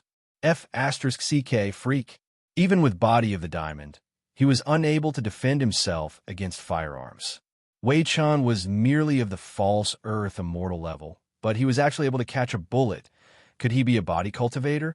His skin is truly thick. Yi Zichen? At that moment, the old butler smiled towards Yi Zichen. Hearing that, Yi Zichen looked up and noticed the old man in butler attire, who was holding Huada, who was like a dead dog. Bang! Yi Zichen pushed Huada in front of him. He's the one you guys want, right? Here. Yi Zichen raised his eyebrows and smiled as he looked at Huada, who was under his feet. Internal conflict? Z's. Don't be nervous. I won't trouble you. I'm just rather interested in Huada. Think whatever you like, the old butler smiled. The old butler smiled faintly and said, Let me remind you, Huada just killed someone. The handgun on the ground has his fingerprints. If you want to deal with him, you can start from there. Oh, Yi Zichen glanced towards the room, then saw that there really was a person in the room. No wonder there was such a strong smell of blood when I entered the room. Also, this damn guy can disguise himself. He was the one who tried to assassinate you last time. You, This person's strength is not bad. You can take him in. Yi Zichen's expression suddenly darkened. The old man's words had already surpassed the words of a person who wanted to live. Now, he seemed to be telling her something, as if he was standing on her side. Who are you? That's none of your business. The old butler pursed his lips into a smile and said, We will meet again in the future, but at that time, I might not be using this identity. I have high hopes for you, kid. As soon as he finished speaking, the old man's body became illusory, as if a database had collapsed.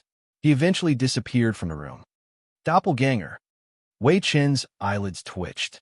Yi Zichen revealed a look of confusion. Just as he was about to ask what a body double was, the hotel's security hurried over. Who are you people? The security guards were furious. The pungent smell of blood in the room made them frown deeply. Not long after, they found a person lying in a pool of blood. Detain them and call the police. Hey. Bro, I'm telling you, this brat killed this person. Yi Zichen kicked who was on the ground. This has nothing to do with us. Call the police.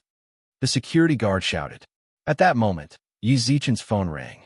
The caller ID was Old Man Su. He had also received news of Xiao Yumei's car accident. This was a rather serious problem for him. Don't forget, this medical company had special medicine for the military. Working with the military meant that it was half a state-owned enterprise. The death of a higher-up was not a small matter. Old Man Su. Yi Zichen put the phone by his ear. The security guard wanted to snatch the phone away, but Wei Chen immediately stopped him. Put down the phone. You're not allowed to talk to anyone before the police arrive. The security guard shouted. What's the situation on your side? Old Man Su heard the security guard's voice through the phone. Did you get into trouble? Ignore him. Say what you want.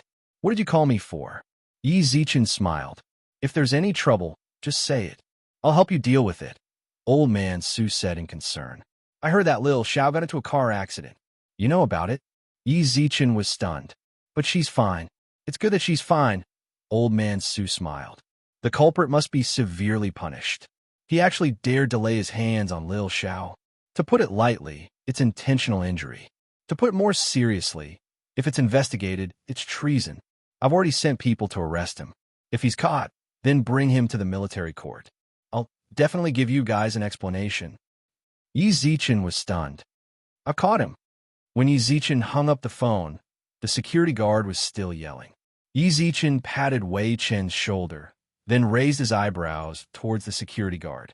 Bro, we're all good citizens. You don't have to worry about the situation here. The military will come over to deal with it later. Question mark. The security guard revealed a confused expression. If you don't believe me, then wait here. The two of us will wait in this room for the military to come. If you don't believe me, then you can stand guard at the door.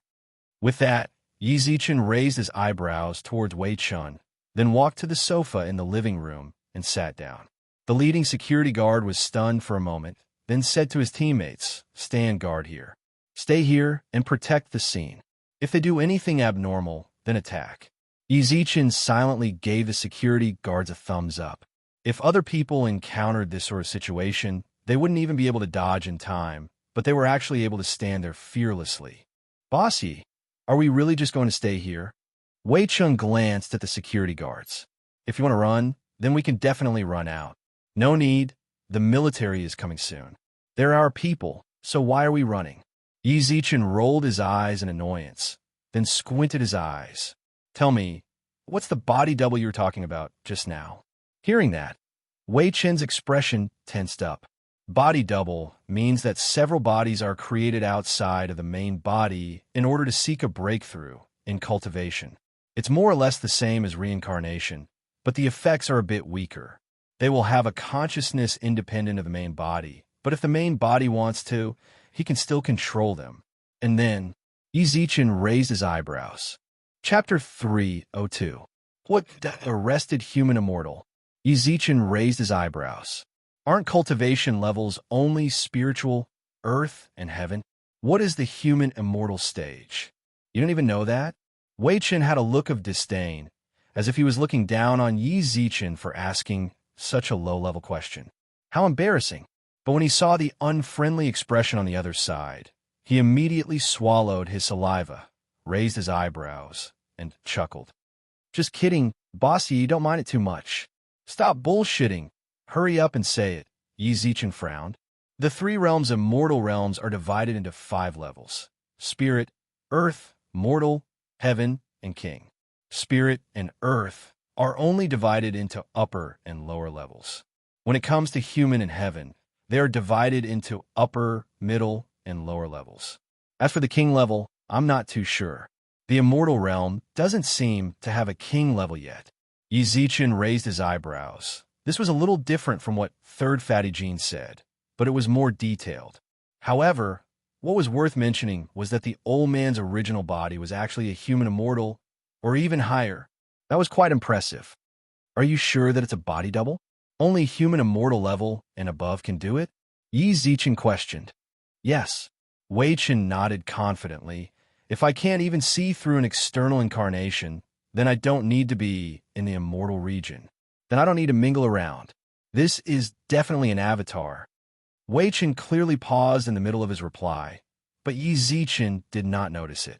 His focus was still on the identity of the old man. That old man was very strange. He was by Hui Da's side, but he seemed to be helping him. At this moment, Hui Da, who was lying on the ground, suddenly stood up with a pistol in his hand. Don't move. The security personnel who were about to subdue him immediately stopped in their tracks. Hui Da also turned his head at this moment and laughed maniacally. I didn't expect that you'd even instigate the butler to defect. Yi Zichen, I truly underestimated you. If I say that it has nothing to do with your butler, would you believe me? Yi Zichen smiled playfully. Go *CK yourself. Why are you acting like an egg in front of me? Hui Da bit his lower lip, and a crazed look appeared on his face. My family is in dire straits anyway, and those bastards will never let my family have a chance to make a comeback. It's impossible for me and you may. Since that's the case, let's die together. Crack. An empty shot. Yi Zichen maintained a calm smile the entire time. When the security guards saw that the gun in Hui Da's hands was empty, they immediately subdued him onto the ground. The sound of orderly footsteps echoed in the corridor. Not long after, a group of men in military uniform appeared at the door of the room. The one in the lead was Su Yan's father, Su Qihu. When the security guards at the door saw the medal on Su Qihu's shoulder, they immediately saluted. Looking at his standard military posture, he should be a retired soldier. Only then did Yi Zichen understand, and a sense of respect arose in his heart. Why were they able to stand in this room without fear? The iron will of a soldier was something that ordinary people could not understand. In their dictionary, there was no fear, only justice. Hello, I'm the commander of Bingqing's 1st Military Region, Su Qihu. I have received orders from above to detain criminals. The security personnel immediately nodded and took a step back, making way for Hui Da, who was subdued on the ground. Why are you arresting me? I'm not guilty. Shut up, what's with the noise?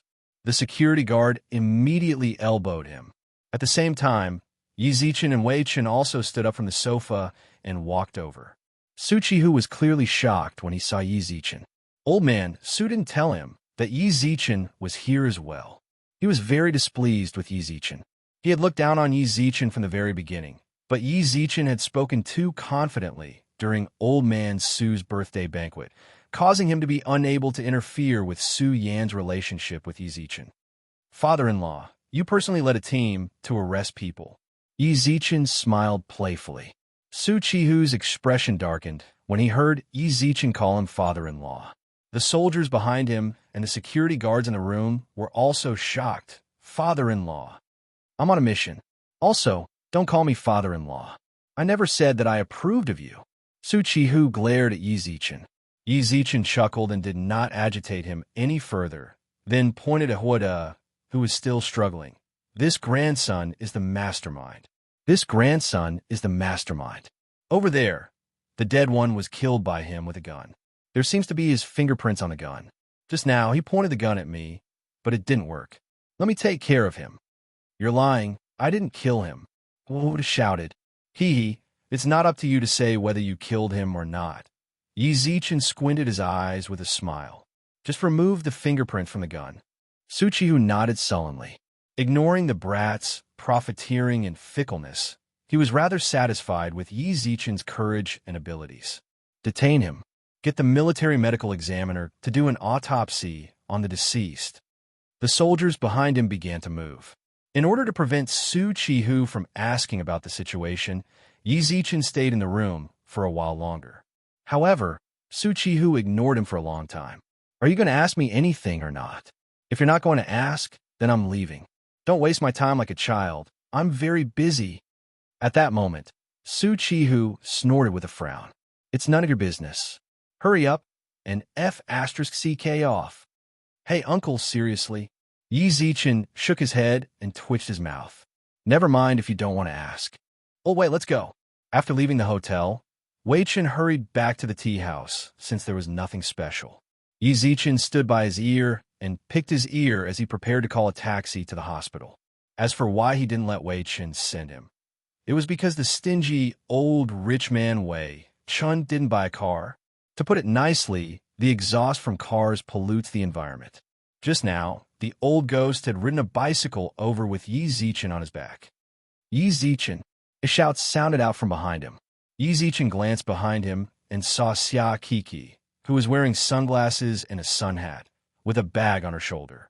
She looked like she had just returned from a trip, while she put her hands on her hips and looked at him angrily. Where did you run off to? Yi Zichen raised his eyebrows and walked over. Xia Kiki immediately smiled happily. I went out with Susu. Susu and I went out to play. We haven't been in school these few days. No wonder I haven't seen them in school recently. They went out on a trip. But I haven't seen Lulu for a few days as well. Could she have gone out to play as well? Oh yeah, I also brought you a present. With that, she took out a porcelain doll from her bag and handed it over. It's for you. The porcelain doll was a boy hugging two girls. No matter how Yi Zichen looked at it, it seemed like a cute version of him, Xia Kiki and Su Yan. This can't be the three of us, right? You're very perceptive. Xia Kiki pursed her lips and smiled, then pointed at the porcelain doll. This is the three of us. Susu and I ordered it over there. The three of us each have one, and there are even our names under the doll. I'll point it out for you. With that, she walked over, grabbed Yi Zichen's hand, and lifted the porcelain doll up. However, at that very moment, a hint of shock appeared in her eyes. She held his hand and pointed at the ring on his finger. Chapter 303. Yi Zichen's soul was bare. Xia Kiki held Yi Zichen's hand nervously, while the bone ring shone the moment she touched it. Are you someone of the dragon race? A dragon's voice suddenly sounded out in Yi Zichen's sea of consciousness. Then, Yi Zichen's soul instantly appeared in a barren space. Come! Next to a golden mountain that was inlaid with dazzling gems, there was a giant dragon that was as red as blood and over 1,000 feet in length. Yi Zichen's pale, white whiskers fluttered in the wind. The instant the blood dragon spoke, he involuntarily floated over. Only when he got closer did Yi Zichen understand what it meant to be tiny. At that moment, he was as tiny as an ant. When he looked up, he could see the blood-red eyes looking at him with a hint of gentleness. You don't have the bloodline of the dragon race. Why were you able to awaken my soul? Dragon race? Awaken. All of a sudden, Yi Zichen recalled what Lil White had said. The ring was called the Dragon God Ring. It contained a portion of the Dragon God's soul. The person who awakened, it was definitely not him. It was Xia Kiki. Xia Kiki was someone of the dragon race, a golden dragon. I wasn't the one who awakened you. There is a descendant of the azure dragon bloodline of the four divine beasts beside me. It's that little girl. The dragon god nodded like a human and smiled. Summoning all of you here is too dangerous for you. How about this? Hurry up and bring her to a safe place. Remember, hurry up. I only have a limited amount of time to awaken. Zoom! The void in Yi Zichen's sea of consciousness shattered, and he walked out. Yi Zichen! Yi Zichen! Xia Kiki's face was filled with anxiety when she saw Yi Zichen's dazed gaze. Kiki, come with me. Yi Zichen grabbed Xia Kiki and ran to the hotel behind him. Just as he got a room and headed towards the elevator, he bumped into Su Chihu, who was escorting Huda out. Yi Zichen's expression froze. How could this idea be so perfect? It couldn't have happened earlier or later, and it just had to happen right after the movie started. Yi Zichen quickly let go, then scratched his head with a coy smile. Uncle Sue, you've worked hard. However, he forgot that he was holding the hotel room card in his hand. It's not hard at all. It's not as hard as you. Su Chihu revealed a cold smile. He already knew that this brat had other women by his side, but at least he never met them before. This time, it was a good opportunity for him to catch her in the act, or get room. What are you saying? I'm not as tired as you. Yi Zichen continued to smile coyly. Su Chihu originally wanted the soldiers behind him to capture this brat and teach him a lesson. But in the next moment, he had another idea. You've done a meritorious service in apprehending the criminal. You've risked your life, and you're brave and capable. You deserve a commendation. How about this? Come with me to the military base. I'll give you a certificate. Su Chihu's face was filled with a gentle smile. No need. It's my duty to serve the people. It seemed that this father-in-law didn't notice. Yi Zichen licked his lips and put down his restless hand. Hurry up and go back to work. The influence behind this kid is very extensive. You'll have to work hard. Okay, then I'll go back. Lightly nodding, Su Chihu left the hotel with his soldiers. After walking out of the door, he raised his eyebrows and said to one of the soldiers, "Keep a close eye on this kid. Report to me if anything happens." Phew. Yi Zichen let out a long sigh of relief when Su Chihu left. It was fortunate that the father-in-law didn't notice anything. If he knew that he got a room with Xia Kiki, then even if they didn't do anything, the father-in-law would definitely beat him until he coughed up blood with his temper. Who is that person? Xia Kiki asked in confusion. Su Yan's father. Yi Zichen replied with a smile, then grabbed Xia Kiki's hand and ran towards the elevator. When they reached the room, Xia Kiki's face was still filled with shock. That person is actually Su Yan's father. He's a military officer. I've never heard her mention him before. You already know Su Yan's personality. Hasn't she always been very low-key? Yi Zichen replied with a smile. Since you know her father, then her father should know about your relationship with Su Yan, right? Are you sure there's no problem? What problem could there be? We didn't do anything at all. Yi Zichen shrugged. However, he saw Xia Kiki blush. We didn't do anything just now, so you're not going to do anything now? For some reason, Yi Zichen could actually see a hint of anticipation from Xia Kiki's face. Could it be because of his male personality? I was bullied quite badly the last time I got a room. Yi Zichen scratched his head. I have to maintain my righteous image. What's more, the old dragon god did say that he doesn't have much time left. Don't think so much. I called you over for the ring. Xia Kiki's expression instantly changed. Yeah, where did you get this ring? Can you get it to me? It's very important to me. Don't worry, I'll take you to see a person. Oh wait, it's a dragon. With that, Yi Zichen called out in his heart. The space in Yi Zichen's sea of consciousness opened up once more, and the ancient dragon god glanced at Yi Zichen. You're safe? Uh-huh. Yi Zichen nodded. Not long later, Xia Kiki also appeared in his sea of consciousness. What is this place? Xia Kiki, who just entered, looked around. Just as Yi Zichen was about to answer, his eyes instantly widened attention. This is the sea of consciousness. Only the consciousness of the soul can enter. The consciousness of the soul is naturally not wearing any clothes. Gulp. He secretly swallowed a mouthful of saliva and tried his best to shift his gaze elsewhere. However, it was as if his eyes had grown on Xia Kiki's body, causing him to be unable to move at all. Lu Xiaohui was completely unfazed. Previously, Yi Zichen scoffed at it and thought that he could do it as well. But now, he felt like he overestimated himself. Hey, why aren't you saying anything?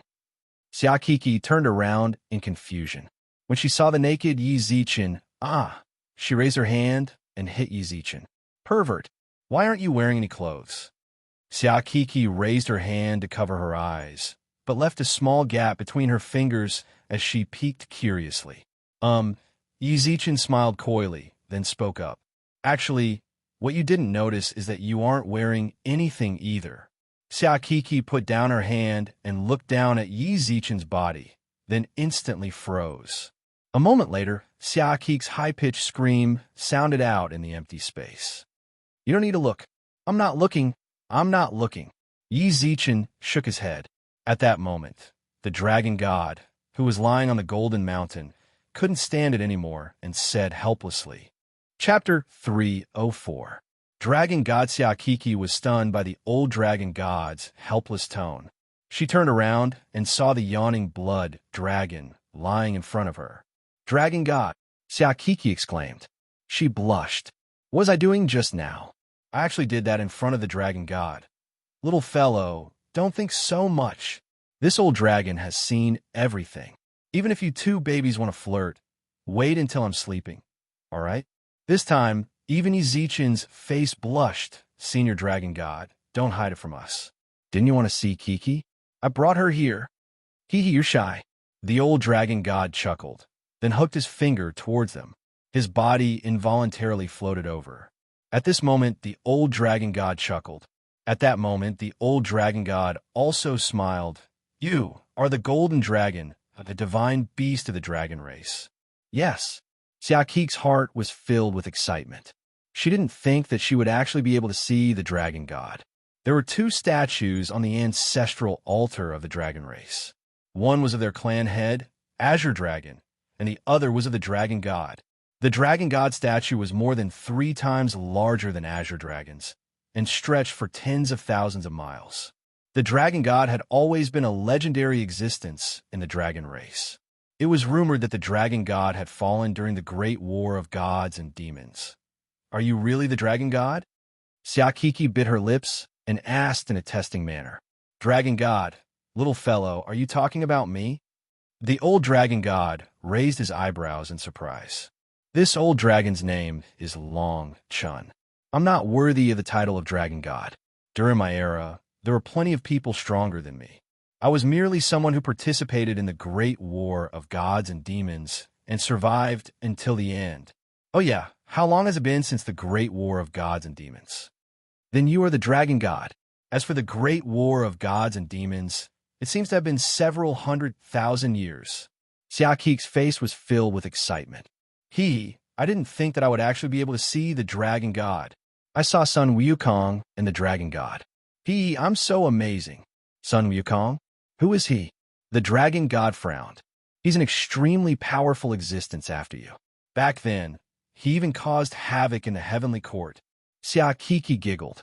The heavenly palace is such a small place. The dragon god revealed a look of disdain as he said, It's just causing havoc in the heavenly palace. Although this old dragon looked very humble, he was actually quite arrogant deep down. Let's not talk about Sun Wukong. I'm here to ask you about the development of the dragon tribe. Dragon race. Xiaqi pouted. The dragon race is developing really well right now. They even have a place in the 3 realms.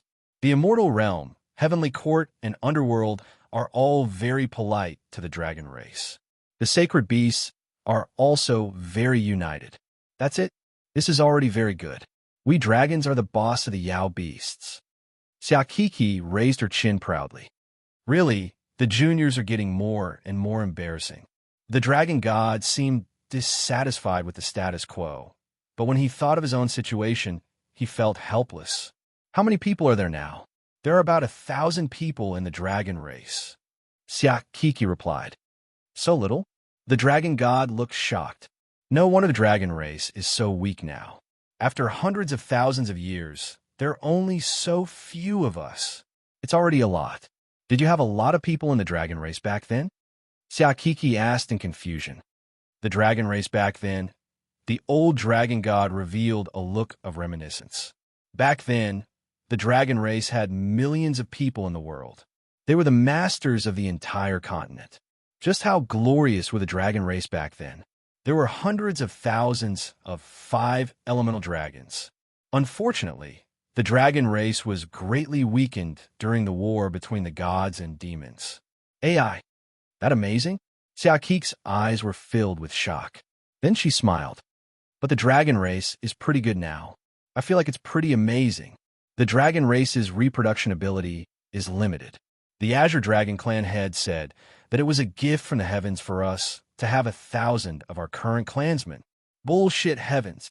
The old dragon god suddenly cursed angrily. His 100-meter-long body also soared into the sky, causing a huge gust of wind. Xiaokiki and Yi Zichen, who were below him, twitched their mouths. This old dragon god is so weird. He's always angry and dissatisfied with everything. The heavens. If this old man can be reborn, then this old man will definitely turn the heavens upside down. He was still speechless. After a long while, the old dragon god finally calmed himself down and landed on the ground with a sigh. Never mind, it's all in the past. Back then, my lord died, the horned demon was sealed, and I died as well. Everything is in the past now. Oh, Xiaokiki had learned her lesson. She didn't try to speak randomly, otherwise she would get scolded again. You woke me up. It is fate that we met. As someone of the dragon race, can you bring me back to the dragon race's sacred altar so that I can rest in peace? The old dragon god sighed. Xiaokiki subconsciously looked towards Yi Zichen. The ring was his, so she couldn't just randomly make a decision. Then let's send them back. Yi Zichen did not think that the ring could bring him anything.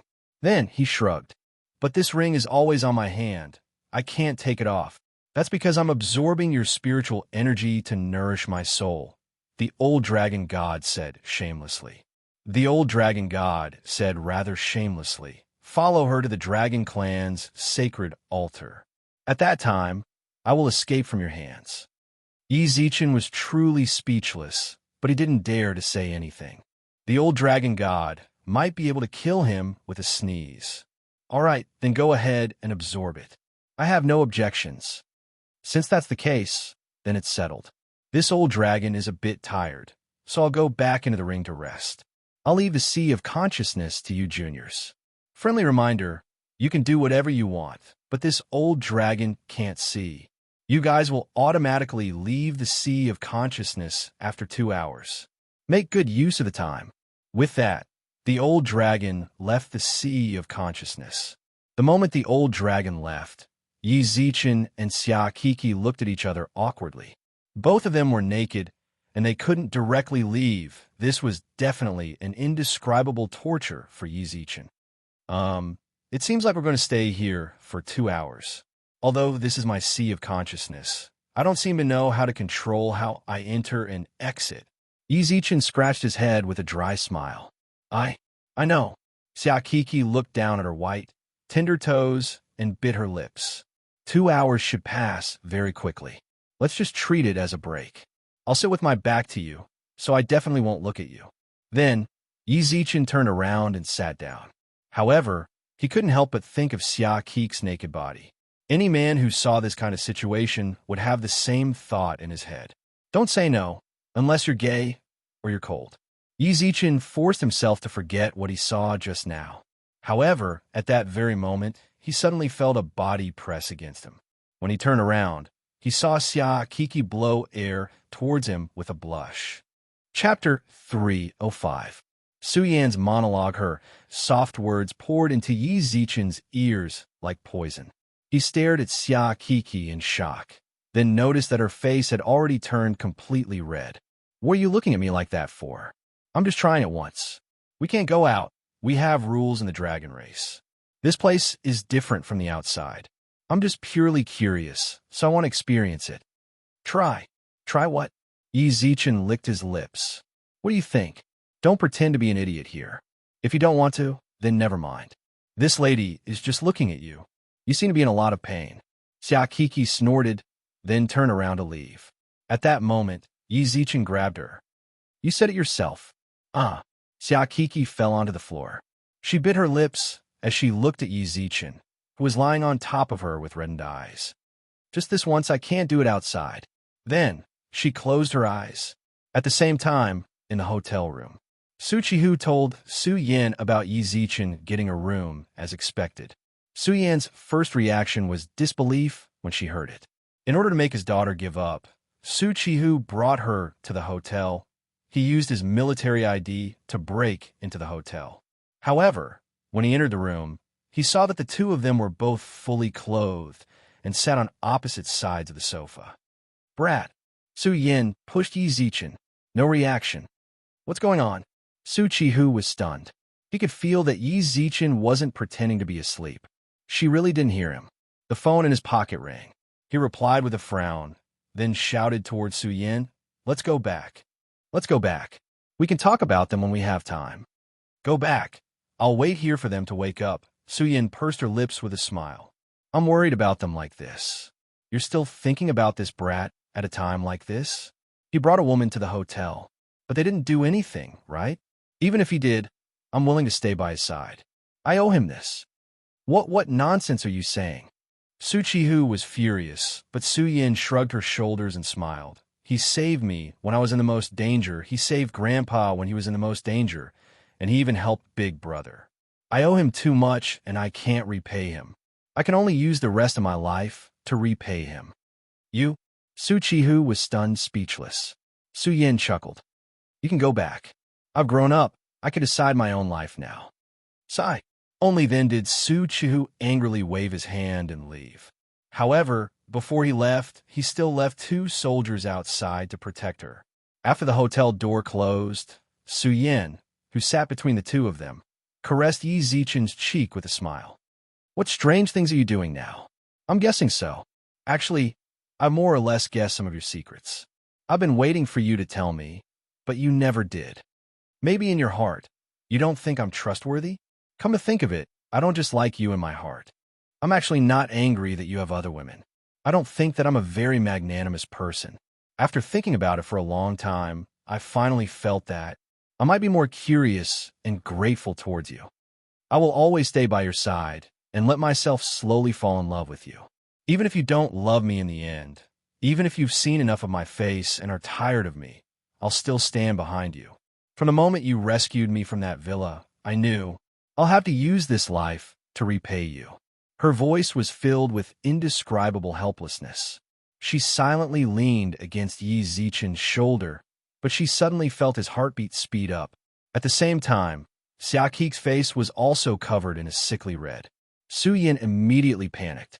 Without any hesitation, she took out her phone and dialed the emergency number. Within Yi Zichen's sea of consciousness, Xia Kiki hugged Yi Zichen's shoulders tightly and opened her mouth slightly, while satisfaction was written all over her face. Hee. Yi Zichen caressed Xia Kik's hair with a smile and teased. "Seriously, normal people really can't deal with you." "This." Xia Kiki blushed, then glared at him fiercely. "I only cooperated with you because I saw that you still wanted it." Xia Kiki pushed Yi Zichen away and panted. "It wasn't as satisfying as they said. It's all a lie. Or it's because you're too useless." Hee. "Yeah." Yi Zichen smiled playfully. "I wonder who was the one who looked so satisfied just now." "Say it again." Xia Kiki raised her fist, causing Yi Zichen to retreat. Yi Zichen retreated. Fine, I was wrong." "Huh." Xia Kiki raised her delicate chin and did not say anything else. However, she continuously recalled the feeling just now. After a long time, after both of them rested, Yi Zichen stood up with his hands on his waist and looked at the empty space. "I wonder when I can get out. Why are you in such a hurry?" Xia Kiki licked her lips and ran to his side. "How about we try again? This woman." Xia Kiki twitched her mouth and stuttered when she saw Yi Zichen's expression. "I was just afraid that you would." "Never mind. I won't cooperate with you even if you want to." With that, the sea of consciousness started to collapse. Not long later, both Yi Zichen and Xia Kiki exited from it. Yi Zichen opened his eyes. What greeted his eyes was a pure white expanse. When Yi Zichen sat up on the bed, he saw that he was actually lying in the hospital. Xia Kiki, who was on the bed beside him, was also completely shocked. "Why did we come to the hospital?" Xia Kiki asked in confusion. "You're asking me? How would I know?" Yi Zichen was also confused. At that moment, the door to the ward was pushed open. Su Yin walked in with a red face. She had just returned from the doctor's place and found out about their situation. The doctor's expression was also very strange when he told her about their condition. This sort of thing shouldn't have happened under normal circumstances, but it did happen to the 2 of them. "Susu." Xia Kiki blinked her eyes and raised her eyebrows. "Why are you here?" "I brought you 2 here." Su Yin bit her lips and replied. I was at the hotel when I saw you too. Uh-huh. Your reactions were really weird. I was worried that something might have happened to you too, so I called the ambulance. Both Yi Zichen and Xia Kiki blushed. Weird. She should be talking about that, right? Chapter 306. Su Yun's true love for a moment. The atmosphere in the room became somewhat strange. Xia Kiki lowered her head and fiddled with her fingers. She did not meet Su Yan's gaze. While Yi Zichen's expression also froze, this wasn't an easy question to answer. Plus, Su Yan seemed to know something. All right, I won't ask anymore. Su Yan pursed her lips and lightly smiled. The doctor said that there weren't any problems with the two of you, so I'll go handle the discharge procedures for you two. You two can leave in a bit. I still have things to do, so I won't be accompanying you two. She turned around abruptly, and a hint of bitterness appeared on her sweet, smiling face. The bleak figure caused Yi Zichen's heart to tremble. Ding dong. Your favorability level with Su Yan decreased by 10. Current intimacy level, 500. She really knows something. Yi Zichen looked at the closed door in shock. At the same time, Xia Kiki also blinked her eyes. What's wrong? Could it be that Su knows something? A woman's sixth sense was always very accurate. From Su Yan's expression just now, Xia Kiki felt that she must have discovered something. What should I do? Should I go back to the dormitory tonight? Why don't we go get a room? Yi Zichen was speechless when he saw her look of anticipation. He rolled his eyes in annoyance. Have a good rest. Didn't you say that your dragon clan has rules? Are you addicted to it? Bah, only a ghost would be addicted. She wrinkled her nose and jumped off the bed, then stuck out her tongue towards Yi Zichen. Don't even think about touching me for the rest of your life. Ha! Yi Zichen shook his head with a smile, then got off the bed and left the military hospital to return to Xiao Yumei's place. In the blink of an eye, a week had passed. After Hua De was taken away by the military, Xiao Yumei was no longer in danger. From this, it could be seen that the car accident was indeed arranged by Hua De elder. Su didn't go back on his word. Hua De purposely hurt Xiao Yumei. The Hua family wanted to abandon him, but they still had to bear the responsibility. In the meantime, the Hua family had been constantly trying to build relationships. Even after spending all their money, the Hua family still wasn't able to avoid trouble. Just like that, the glorious family collapsed. For a time, this was the topic of discussion among the common people. Yi Zichen wasn't too surprised about it. Even if Hua De didn't meddle in these trivial matters, their family would still be in dire straits because of the god of fortune support. What he cared about was Su Yan. During this period, she seemed to have been intentionally avoiding him and Xia Kiki. He didn't live in the dormitory and didn't attend classes. His phone was off, and he didn't reply to WeChat messages. It was as if he had vanished from the face of the earth. Easy, I don't have anything to say between you and Xia. Su Yan stood in front of his sports car and shook his head. I can't interfere, and I can't interfere. Let nature take its course. I nodded with a light sigh. After my favorability dropped to 500, it didn't drop any further. 6 Su Yan nod, little. 2. Yan Su 6 Yan Su said. Yang Su said Su comma I 2. Xia. Su while Yan Su. Yes, Xia. Su. Yan. You? Yi Zichen raised his eyebrows. Dating? You actually have a proper date? Which rich family's young lady caught your eye? Am I that sort of person? Su Yun exclaimed. Yeah, if you don't believe me, then ask our roommates if you are or not. Yi Zichen smiled playfully. I was young and immature before, so I couldn't find a home for my soul. This time, I'm telling you I'm serious. Didn't you say that every time? You'll get a new one in less than a week, Yi Zichen shrugged. I'm really serious this time. Su Yun's face was filled with sincerity. This girl isn't some rich girl. She's different from other people. Yi Zichen couldn't help but be moved by his expression. Are you sure? Why would I lie to you? I'm going to hang up. I'm going to be late for my date. With that, Su Yan opened the car door and left in front of Yi Zichen. Yi Zichen shook his head with a smile, then returned to the apartment with the sword sheath. Due to third fatty gene cultivating the immortal heart of pure yang recently, his practically zero strength had a breakthrough and reached the spiritual body level. However, Yi Zichen had already advanced to the false earth immortal level. What he had to mention was the Dragon God ring. If it wasn't for the fact that the Dragon God was too strong, Yi Zichen really wanted to beat that shameless bastard up. It was sucking spiritual energy from his finger, which directly affected the amount of experience he gained every day. Originally, it was 10 experience per day, but it became 8 because of it. It was the same as before when he didn't have the Taoist robe. Bossy, third fatty Jean, who was sitting on the sofa, ran over when Yi Zichen pushed open the door. I haven't seen you for a few days. You've gotten even more handsome. If you walk on the streets, the people will definitely turn their heads. Even I'm starting to fall in love with you. But why didn't anyone look at me when I came just now?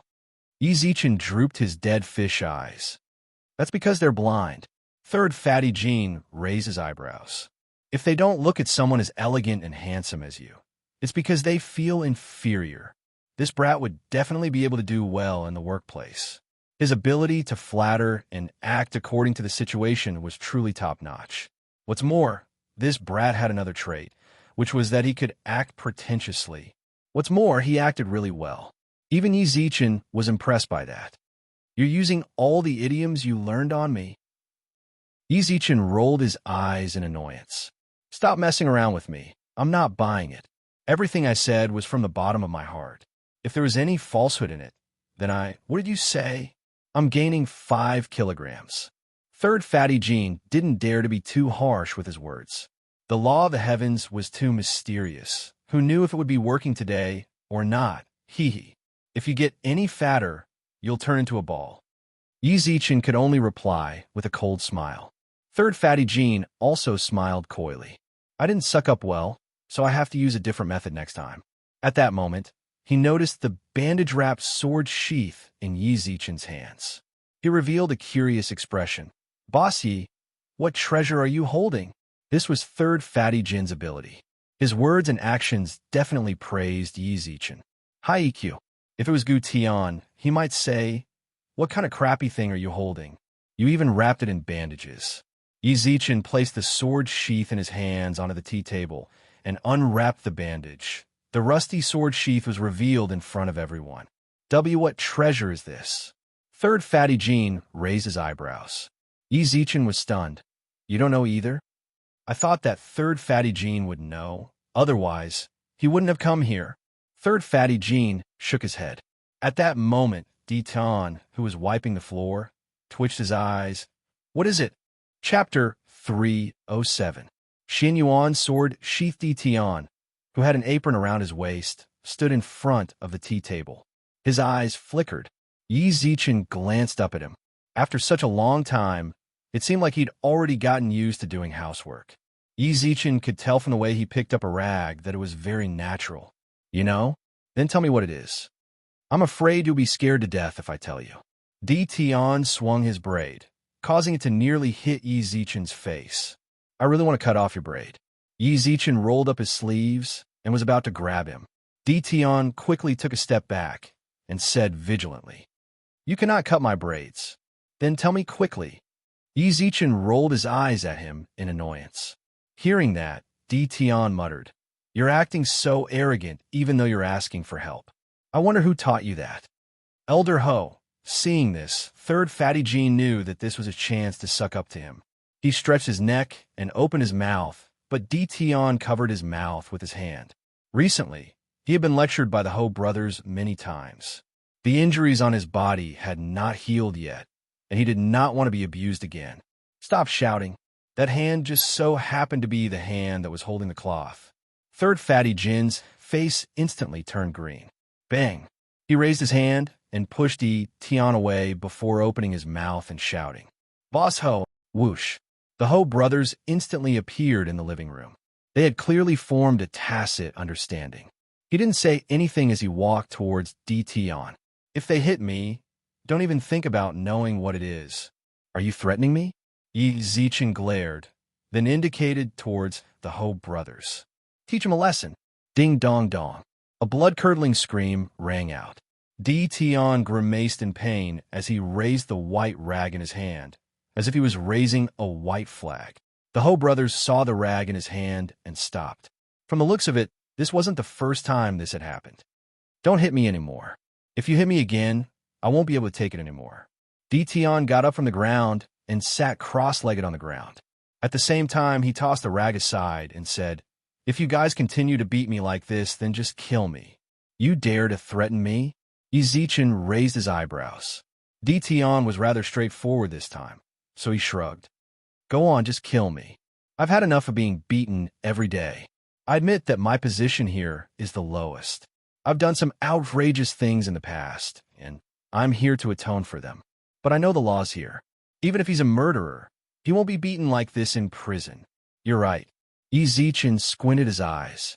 When Tion shrugged just now, he did see that the brat was covered in bruises through his sleeves. From the looks of it, he had been beaten up quite a lot. Otherwise, he wouldn't be like this. "Then just tell me what it is. If I'm satisfied with what you say, then I'll tell them not to hit you in the future." "Is that true?" Tion's expression brightened. He didn't have any great pursuits now. After being beaten up for so long, his temper had been beaten out of him. Right now, he didn't want to seek revenge. All he wanted was to stop being beaten up. "Really?" Yizichin nodded. "You can say it now, right?" "Then I'll tell you." Tion crawled up from the ground and reached out to touch the patterns on the hilt of his sword. A solemn expression covered his face. After a long while, he finally spoke with a serious expression. "This is the hilt of an ancient divine artifact, Xianyuan's sword. F*CK off. Who are you trying to trick here?" Third Fatty Jean raised his eyebrows and cursed. Everyone knows that Xianyuan's sword was lost in the battle between the Yellow Emperor and its owner, and that the hilt was cut in half. This is clearly the complete hilt. You're saying that this is Xianyuan's sword? You saw it with your own eyes? Tion squinted his eyes. Third Fatty Jean was instantly speechless. Rumors say that Xianyuan's sword was indeed lost, and that the hilt was also cut in half. However, no one has seen it. All of this is merely a legend. It is very possible for it to be cut in half, and it might have been lost along with Xianyuan's sword. Tion was very domineering when he talked about Xianyuan's sword. Then, he continued, "What's more, Xianyuan's sword is an ancient divine artifact. Everything has a spirit, and Xianyuan's sword naturally has a spirit as well. Do you dare to say that Xianyuan's sword's hilt doesn't have a spirit? Perhaps, after the hilt was cut in half, the damaged hilt fused back together under the influence of the spirit. What right do you have to say that I'm bullshitting?" Yizichin glanced at Tion, then at Third Fatty Jean. It was clear that Tion was very confident, but Third Fatty Jean was a bit weaker and was unable to retort all. Yizichin squinted his eyes and looked at the sword sheath on the table. Xianyuan's sword was his weapon before he reincarnated. If it really was the Xianyuan sword's sheath, then it should be able to resonate with him. For example, Soul Pearly Yuan was very intimate with him the moment it saw him. However, the Xianyuan sword's sheath did not react at all and merely laid in the gauze. "How can you prove that it really is Xianyuan's sword?" Yizichin asked. "My words are proof." Tion's eyes were filled with passion. Tion's eyes were filled with fervor. Almost all the loose immortals treat the Yellow Emperor as their idol, and I'm no exception. I know everything about the Yellow Emperor. Since Xianyuan's sword is the divine artifact that always accompanied the Yellow Emperor, I naturally researched a lot. Although the patterns on the hilt are partially covered by rust, I am still certain that it is the Xianyuan sword's sheath. Yizichin's face was filled with helplessness. I didn't think that this brat is actually a fanatical fan of the Yellow Emperor, but he still went against me. I wonder if he would break down if he knew that I am the Yellow Emperor's reincarnation. Why are you looking at me like that? You don't believe me? Tion's face was filled with a hint of anger. You actually suspect that I would misjudge the Yellow Emperor's divine artifact. That is the greatest insult to me. Yizichin was completely speechless. After a long while, Yizichin raised his hand and wrapped the hilt with gauze. Tion instantly panicked and reached out to stop him. "What are you doing? You can't touch the Yellow Emperor's weapon, even if it is the hilt." "Then what should I do? Worship it?" Yizichin rolled his eyes. "It's not impossible." Tion nodded after a brief hesitation. Tion hesitated for a moment before nodding. I'll set up a sign for the Yellow Emperor later. Place the scabbard in front of him. Stop being so stupid. Yi Zichen snorted in annoyance. Yi Zichen snorted in annoyance. The brat still wanted to persist. Yi Zichen glared at him. I think you want to get beaten up again. No, I don't want to get beaten up. Di Tian hurriedly raised his hand and tried to find a way out of this embarrassing situation. You can take the hilt of the Yellow Emperor's sword if you want. It's useless to you anyway. Even if the Yellow Emperor is angry, he'll be looking for you. It has nothing to do with me. Then why are you still babbling here? He lifted his leg and kicked his leather drum. At the same time, he took out his WeChat to exchange for a rejuvenation pill. However, the moment he took out his phone vibrated violently. Brother, save me. Chapter 308. Great Tao of Heaven's Birth. Yi Zichen was slightly stunned when he saw Erlang Shun's message, then quickly replied. What happened? After a while, Erlang Shun didn't reply. Yi Zichen felt worried. Then, he suddenly thought of the secret scripture lying in the treasure chest. Great Tao of Heaven's Birth. Extraction. Do you want to learn the Great Tao of Heaven's Birth? Yes. An ocean's worth of information surged into Yi Zichen's mind. He stood rooted to the spot for a long while, then arched his eyebrows. Great Tao of Heaven's Birth, activate. Activating the Great Tao of Heaven's Birth requires a large amount of cultivation experience. Do you want to continue? Confirm. Please confirm the target. Immortal Erlang, Yang Jian. Whoosh, a small window appeared in front of Yi Zichen's eyes. Within the window was a wasteland that stretched for tens of thousands of miles. There was also the sound of an argument. Monkey, you wait a minute. Erlang Shun's face is covered in bruises, and beside him, the howling celestial dog is lying on the ground with its tongue hanging out, looking like it's about to die. My son, fight with your grandpa Sunday. Are you convinced this time? Great Sage Sun stood in front of a boulder with a golden cudgel in his hand. At that moment, the two of them had already fought for 3,000 rounds, and it was all because of the grudge that Yu Lao had just established the show. Don't think that just because Erlang Shun was getting beaten up, he was the only one getting beaten up. The Heavenly Court's security team wasn't just for show. At this time, Monkey King had lost quite a few tufts of fur. His hair was also a little burnt, and smoke kept coming out. I can't be bothered with you. Erlang Shun narrows his eyes and takes a step back. He curls his lips and says, This time, the two of us will at most have a 50-50 chance of winning, understand? My son, you still dare to be arrogant in front of your grandpa's son. The great sage raised his Jingu Bang and smashed it down. Erlang Shun hurriedly raised his halberd bang. With a loud sound, the halberd trembled violently, causing the handle of the halberd to fall to the ground. Damn, monkey, you're not playing by the rules. I'm not playing with you anymore. Erlang Shun waved at the halberd and shouted at the howling celestial dog. Howling celestial dog, bite him.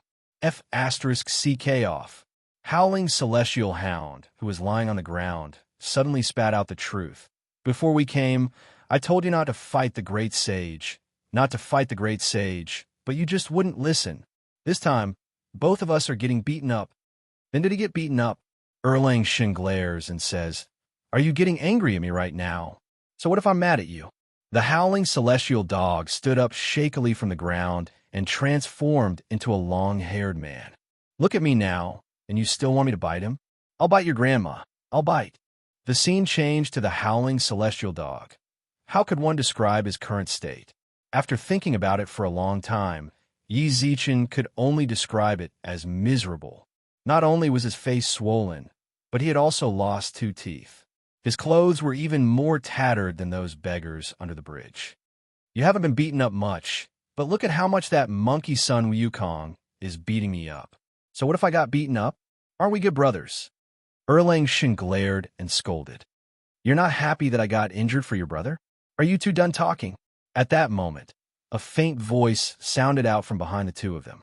The great sage held the Rui Jingu Bang and stood approximately a meter away from them, while his eyes shone with a golden light. If you want to fight, then we'll talk about it later.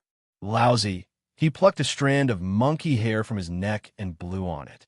10 million yellow-haired monkeys instantly appeared in the wasteland. Kids, beat them up. Yi Zichen looked at the 10 million monkeys in front of him, then thought about how he didn't have much celestial spiritual energy left after fighting several thousand rounds with Sun Wukong. Erlang Shun roared, "Bro, save me. Save your ass. Kids, beat him up." The great sage ran forward with a Rui Jingu bang. Erlang Shun wanted to resist, but he couldn't muster up any strength at all. Rumble. A few claps of thunder sounded out in the sky. The great sage stopped and looked up, while the monkeys beside him did the same.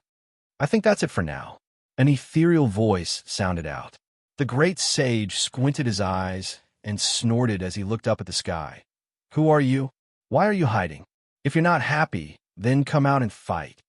Yi Zichen, who was sitting on the sofa, shrunk his neck. This great sage truly has a bad temper. He was the one who spoke just now. He really couldn't stand seeing Erlang Shun get beaten up like that. "Great sage, give me some face and stop fighting with Erlang Shun." "Hey, who are you?" "I, old son, will give you some face. Even if this son's biological uncle, the Jade Emperor, comes, I, old son, will still beat him up." The great sage raised the Rui Jingu Bang in a majestic manner. Erlang Shun, who was panting heavily on the ground, moved his eyes, then brightened. "Bro, it's you, right?" "It's me," Yi Zichen replied helplessly. If he didn't see the great Tao of heaven's birth, Yi Zichen really wouldn't dare to imagine that his scum bro was actually so weak. He was beaten to this state by the great sage. Earlier, the great sage had promised that he would wait for news of his triumphant return. But this, who? Who exactly are you? The great sage snorted as he held the rod. "If you're his bro, then come down and fight with I, old son." "I'm Sky Sovereign Nameless." Yi Zichen sighed. "Sky Sovereign Nameless." Hearing that, the great sage paused for a moment, then scratched his head. "You're really bro Nameless? Then how do I prove it? Does it count for you eating in my secret place?" Yi Zichen licked his lips. Hearing that, the great sage blushed, then chuckled. "It really is bro Nameless." "Secret place?" Erlang Shun, who was lying on the ground, raised his eyebrows. "Monkey, you in a bro Nameless place?" "None of your business." The great sage glared, then puffed up his chest. Erlang Shun rolled his eyes, then ran to the side to draw circles. "Since bro Nameless came to find I, old son, then I, old son, will give you some face." The great sage put away the Rui Jingu Bang, then raised his eyebrows with a smile. "Bro, how about you come down and let's chat for a bit?" This sovereign is still in that secret place. This time, I merely opened the laws of the heavens to talk to you. You are all this sovereign's good friends. This sovereign doesn't want to see you like this. If there's a chance, I feel like the two of you can become friends as well. Laws of the heavens? Both Erlang Shun and the great sage were stunned. "You've already peeped into the laws of the heavens?" Yi Zichen, who was sitting on the sofa, was stunned when he saw their shocked expressions. "Did I say something wrong just now?" The laws of the heavens aren't that easy to peep into. However, since he already said it, he could only bite the bullet and reply, "I did. I've peered into some heavenly secrets." "Awesome." Erlang Shun raised his thumb towards the sky, then smiled. "Monkey, do you give up? My bro has already peeped into the laws of the heavens, but he's not even at the complete stage sky immortal level. Look at yourself. You've been stuck at the initial stage sky immortal level for 10,000 years. How embarrassing. You still dare to talk? Take this." Chapter 309. Massive consumption. If it wasn't for Erlang Shun's mouth, he wouldn't have gotten hit a few more times. But then again, deities were really strong at taking hits. In the past, Sun Wukong would always beat up demons with a single hit. This Erlang Shun got hit 7 or 8 times and only cried out a few times. "Monkey, stop." Erlang Shun hurriedly raised his hand to stop. Even if he didn't die, he really couldn't take it anymore. "Let's talk it out. Only by living in harmony can we build a harmonious home.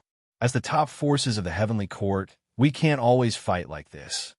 It's your mouth that's asking for it." The great sage cursed. "Brother." Seeing that he couldn't convince this damn monkey, Erlang Shun could only raise his head with a pleading gaze. Hurry up and say something to this monkey. Didn't he ask for this beating?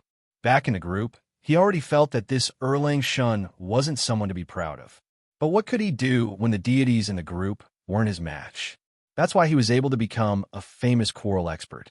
But facing someone like the Great Sage, if you want to be cheap, I really want to beat you up. But he couldn't ignore it no matter what. So he could only brace himself and be the peacemaker. Great Sage, stop. Yang Jian is right. The two of you belong to the top forces of the Heavenly Court. This kind of internal conflict won't do. What if the people from the underworld attack at this time? If they dare to come, I, old son, will naturally make them go back crying, said the Great Sage domineeringly. Then he shrunk the Rui Jingu Bang and stuffed it into his ear, then curled his lips towards Erlang Shun. My son, since Brother Nameless is pleading for you, I, old son, will spare your life. With that, he cupped his hands towards the sky. Let's go. Erlang Shun, who was lying on the ground, cursed unhappily as he leaped up and disappeared from this place. Damn monkey, wait till I break through to Sky Immortal. Watch how I beat you up. Didn't you just break through a bit earlier than me? What are you so cocky about? Don't pretend anymore. He rolled his eyes at Erlang Shun in annoyance and said, in the future, don't fight with the Great Sage.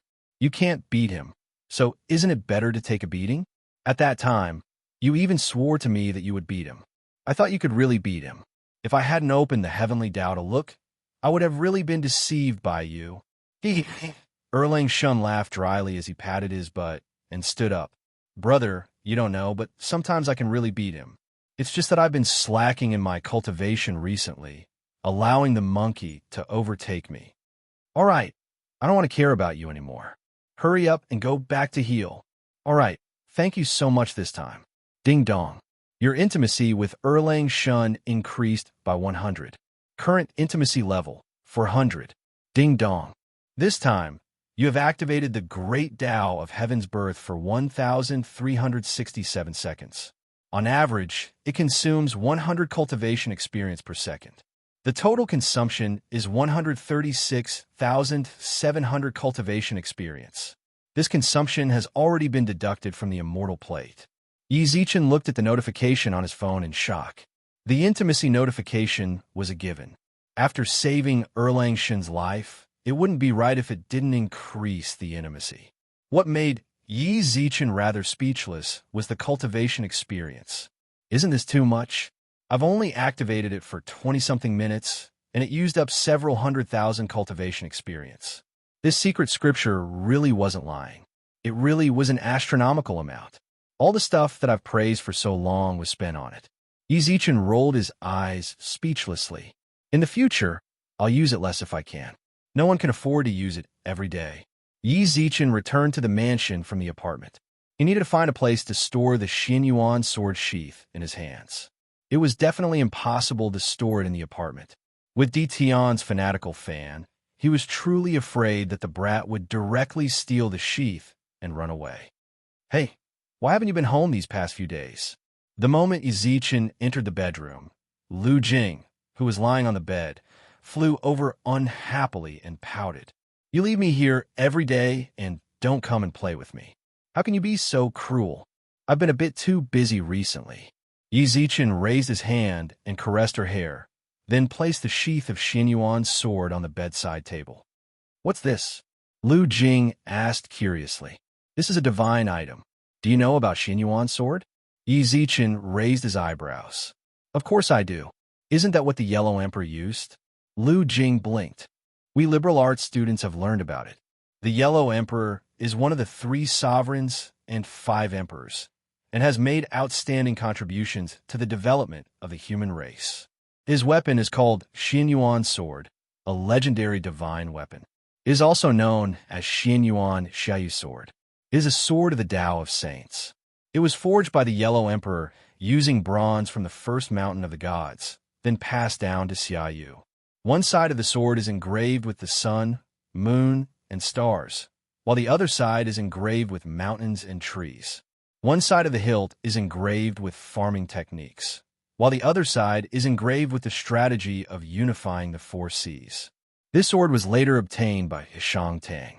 It contains limitless power and is a divine sword that slays demons and monsters. You really know a lot. Yi Zichen smiled. This is the sheath of Xianyuan's sword. Oh.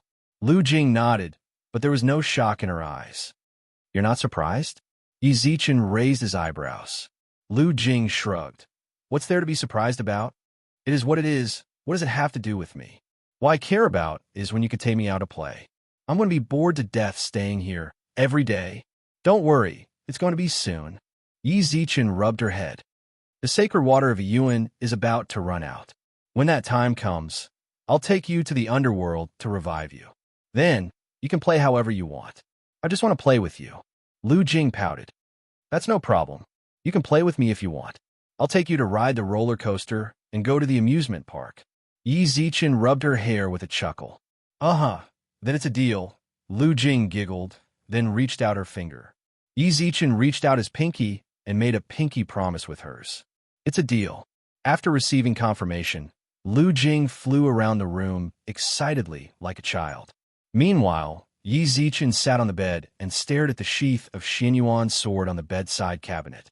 If it really is the sheath of Xianyuan's sword, then why isn't it resonating with me at all?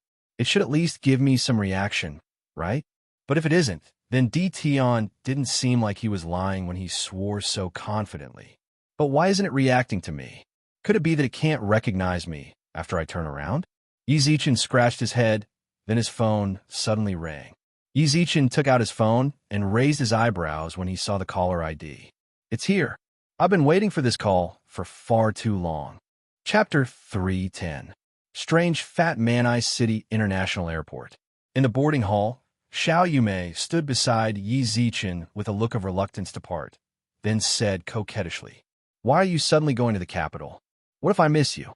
"Of course I have something to take care of in the capital." Yi Zichen raised his hand and caressed her pretty cheek, then revealed a naughty smile. "If you miss me, then you can come to the capital to find me. It doesn't take much time to get there by plane.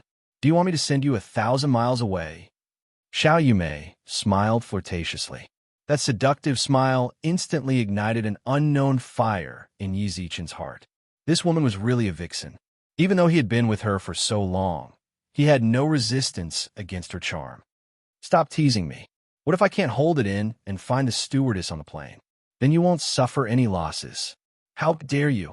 If you dare to cheat on me on the plane, then when you come back..."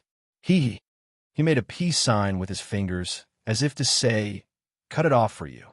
His legs trembled. This woman, I'm just joking with you. They're calling to board the plane. Hurry up and go, or else you will cry to me when you miss it." Xiao Yumei said with a sweet smile. Then, she seemed to have thought of something. "Don't be a womanizer when you get to the imperial capital. If you bring back a few more sisters for me, I won't let you off. I'm fine with it, but I'm afraid that my sisters here will be unhappy." "Am I that sort of person?" Yi Zichen shrugged. "Isn't it?" She smiled. "The girls in the capital are much prettier than the girls in Bingcheng. In my heart, you two are the most beautiful." As soon as he finished speaking, there was another announcement from the airport. The reluctance in Xiao Yumei's eyes became more and more obvious. Yi Zichen wrapped his arms around her neck, then kissed her on the lips. "Wait for me, and I'll always be waiting for you." Xiao Yumei nodded reluctantly. At the same time, within Yi Zichen's mansion, Yi Rong sat on the sofa with a disappointed expression. Yi Zichen had told her that he was going to the capital before he left. At that time, she wanted to stop him, but in the end, he didn't say anything. "In the end, I still went. I hope you won't meet those people. I really don't know how to face them." With a sigh, Yi Rong stood up from the sofa and returned to the bedroom. Yi Zichen booked business class. When he arrived at his seat, he saw a fatty who looked to be in his 20s sitting there. "Brother." He raised his hand and patted him. Fatty took off his mask with a dumbfounded look on his face. From the looks of it, he should have fallen asleep just now. "What's the matter?" Fatty spoke with a standard Beijing accent, his eyes filled with confusion. "You seem to be sitting in my seat." Yi Zichen pointed at the ticket in his hand. The fatty looked at it blankly for a moment, then looked at the ticket, then looked at the seat number, then quickly moved to the side. "Sorry, I was too tired just now." "It's all right. Yi Zichen nodded with a faint smile, then sat down on the seat. To be honest, this was Yi Zichen's first time taking a plane. Back then, he was only able to take the train with his current financial level. Yi Zichen looked around the plane curiously. The fatty with the Beijing accent suddenly chuckled. "Brother, you're going to the capital for..." Yi Zichen glanced at the fatty cautiously. Seeing his expression, the fatty quickly explained, "I don't mean anything else. Let me introduce myself. I'm Yin Xiong, a local of the capital. I just like to make friends." Seeing that brother looks so dignified and definitely not a normal person, the fatty quickly explained, "I'm a person who loves to make friends." Seeing that brother has a dignified appearance and is definitely not an ordinary person, "I want to make friends with you." "Gu Zichen," said Yi Zichen calmly. The fatty was stunned. "Brother Gu, we're truly fated to be able to sit on the same plane. How about I treat you to a meal after we get off the plane?" Yi Zichen felt that the fatty's friendliness was very strange. He had only met this fatty by chance, and had never met him before. Why is he being so friendly? It's like they're very familiar with each other. Why is he being so friendly? It's like they're very familiar with each other. This sort of person is probably not a good person. Yi Zichen ignored the fatty, then closed his eyes to rest. However, the fatty continued to speak up. "Brother Gu, it's not easy to make friends like this. Fatty, you're truly a bit weird." Yi Zichen glared at him. "Am I very familiar with you? You call me Brother Gu the moment you got off the plane. We haven't even met for 5 minutes, right? Even if you want to be familiar with me, you can't be this friendly, right? 5 minutes is enough to get to know each other, right?" Fatty's eyes narrowed into slits as he said with a faint smile, "Meeting is fate, and being able to sit together is even more so. I really want to hit you." Yi Zichen clenched his fist, then glared at the fatty. "If that's the case, then all the people on the plane are your brothers. Hurry up and stop sitting here. Go and make friends. I saw a few pretty girls on the way here. You guys might be able to get to know each other better. Haha. Bro, you truly are a kindred spirit." The fatty laughed. "Kindred spirit? No matter what I said just now, I'm a kindred spirit." Since Yi Zichen didn't want to bullshit with this brat, he turned around and ignored him. "Hey, bro. The fatty continued to call out, but Yi Zichen pretended not to hear it and closed his eyes. A faint smile appeared on the corner of the fatty's mouth when he saw this, but he didn't say anything. "Hello, passengers on the plane." A playful laughter sounded out from the cabin. Yi Zichen opened his eyes and saw that a group of gun-wielding men had appeared around them. The surrounding air stewardesses and stewardesses all squatted on the ground with their hands over their heads, while the rest of the program control people were also filled with terror, while some even screamed. "Hijacking? What kind of ridiculous plot is this? A hijacking? Also, where did they get their guns from? Did the security department not check it? We're the great thief, Bibabu. But don't be nervous. Our mission target is not you. You just need to sit properly in your seats, fasten your seatbelts, and pretend like nothing happened." The playful laughter sounded out once again. Yi Zichen twitched his mouth. What the hell is this? It's not a hijacking. Yi Zichen subconsciously looked to the side and saw that the fatty, who had been sitting beside him, had disappeared. Bang! At that moment, a huge sound suddenly sounded out in front of them. Not long later, Yi Zichen saw a man as fat as a ball, who was panting heavily while carrying a woman on his shoulder. Chapter 3:11. Lovely Gangsters.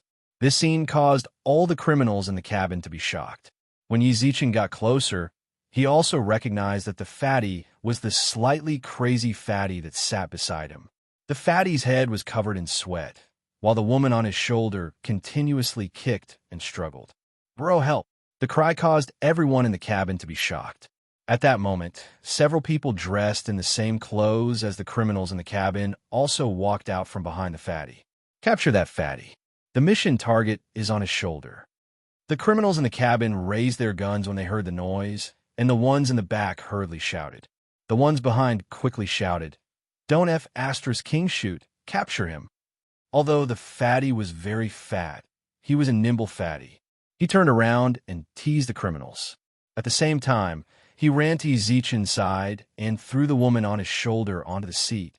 "Bro, The fatty panted heavily as he sat limply on the floor and pointed at the criminals.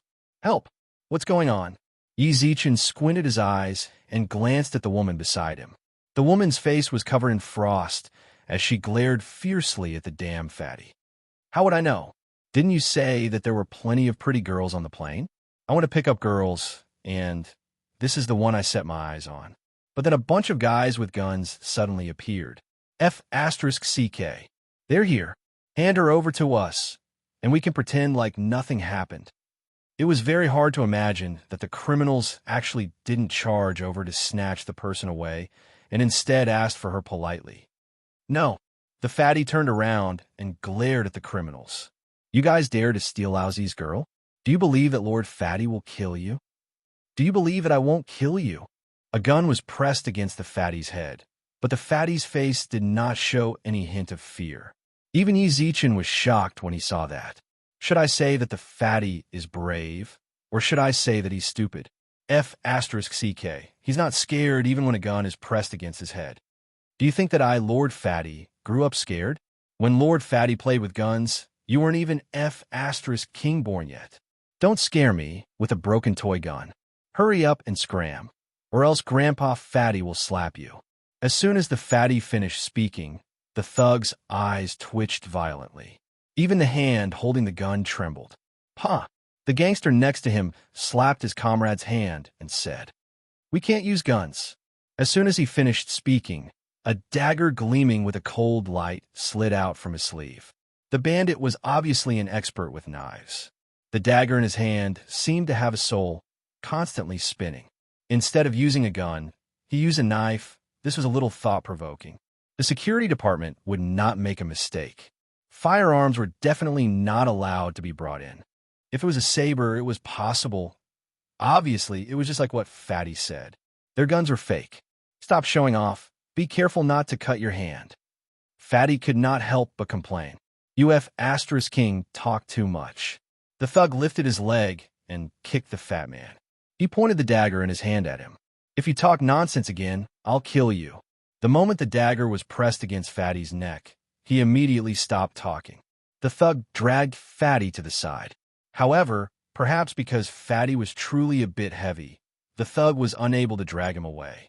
Give me a hand, the thug shouted towards his brothers beside him.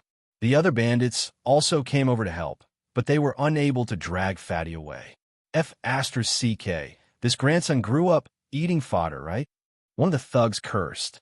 Fatty spoke up unhappily. You're the F***king one who grew up eating fodder. You grew up eating dog food. You're like a stupid dog. You can't even F***king understand being a thug. And you want to steal people from Grandpa Fatty? You're still talking? The dagger was pressed against Fatty's neck once again. Fatty stopped once again. However, Yi Zichen did notice a detail. Although the thugs were extremely fierce when they spoke, they did not have any intention to kill. From the start to the end, they were only threatening and did not have the desperation of a criminal.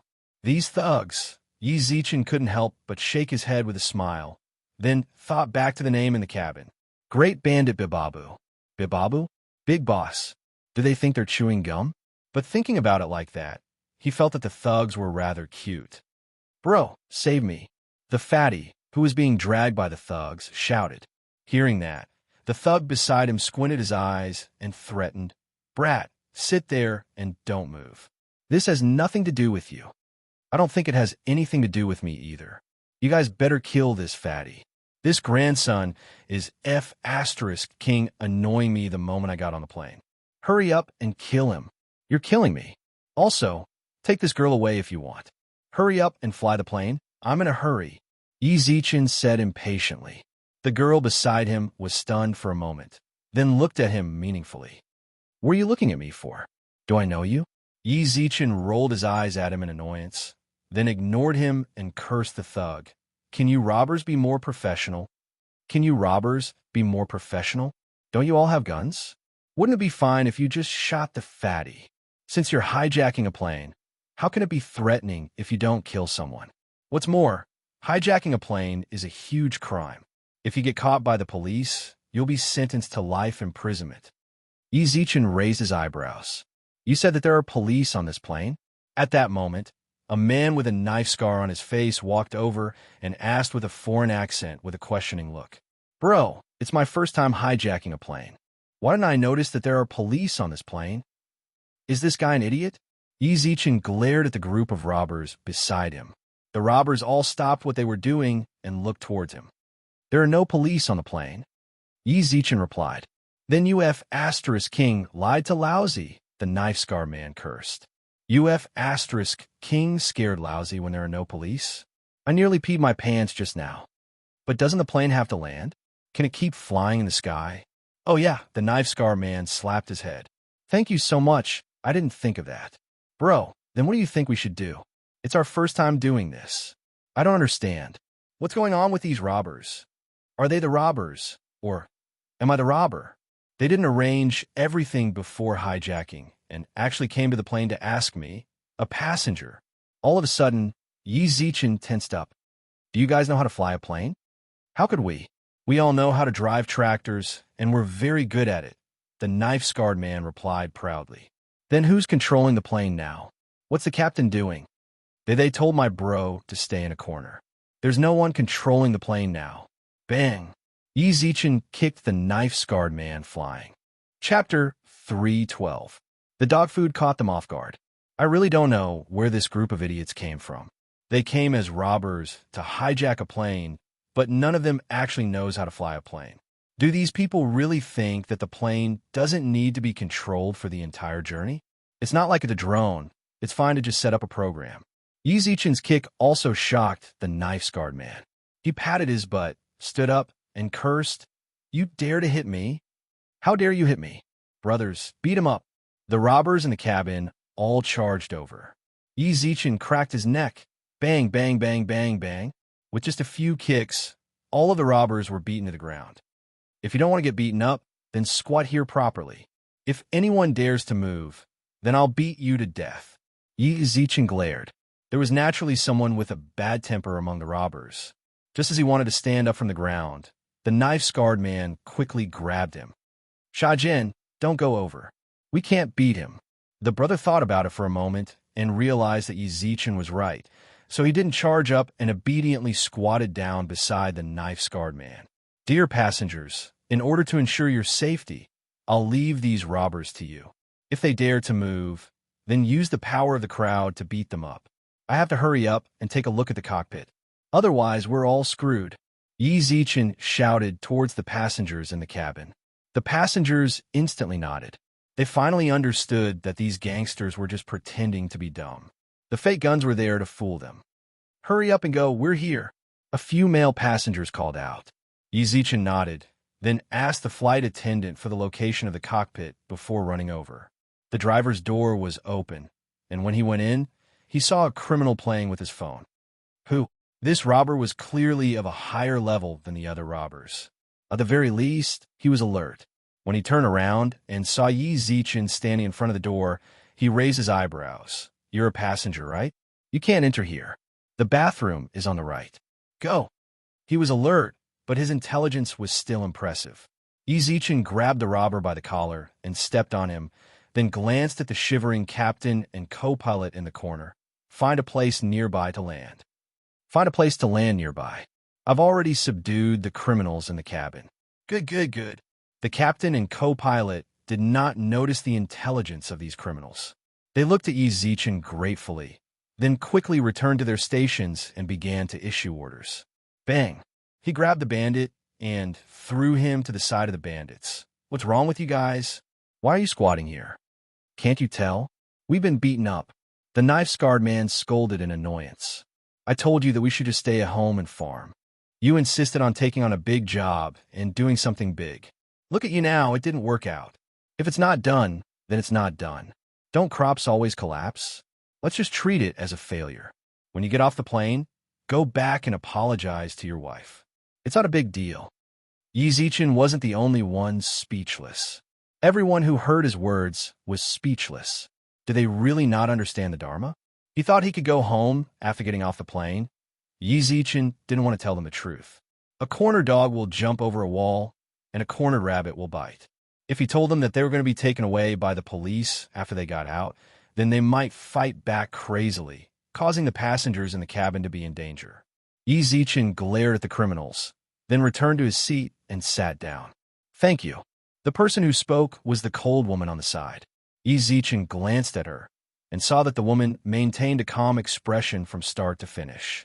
Even when she didn't know the intelligence of these criminals, she still maintained a calm expression. However, what surprised Yi Zichen was that she actually thanked him. Hey, Lil Hua, I saved you from the abyss. I'm so sad that you actually thanked him. Is this world really a world that only looks at faces? The fatty squatted on the ground and complained. The woman's expression turned cold and snorted. I'm telling you one more time. I'm not called Lil Hua. I'm called Hua Jiru. Also, you harassed me just now. I'll send you a lawyer's letter after we get to the capital. Fatty Yin, don't think that I won't dare to do anything to you just because you have those crappy people in your family. From the looks of it, this girl and the fatty seem to know each other. Lil Hua, this is where you're wrong. Why did your Ing, get on this plane? Isn't it to protect you? Didn't I tell you not to get on this flight before boarding? It's dangerous, but you didn't listen. 11 out of 10 of your words are lies. Do you think I'll believe you? Then did you get into danger this time? The fatty raised his eyebrows, then smiled. This is the 7th time I've saved you, right? Say, even if you're a block of ice, you should have been melted by my heat by now. Why are you still treating me like this? What did I do to you? Hua Jiru twitched her mouth. Don't mess with me anymore. Didn't your parents arrange a partner for you? That girl from the Chi family. Also, you didn't save me this time. It was this big bro beside me. He's my bro. The fatty hooked his arm around Yi Zichen's shoulder and said in a familiar tone, If it wasn't for my bro, do you think he would have saved you? As for that girl from the Chi family, I can only say, The fatty's expression suddenly darkened. That woman, she had several gigolos outside, and even pretended to be a sweet little girl in front of my parents. I really don't want to talk to her. You asked for it. Who told you to love her so much before? That's because I was young and ignorant. Then don't mess with me anymore. I'm annoyed by you. As the two of them spoke, they started to argue. Yi Zichen was completely speechless as he listened on the side.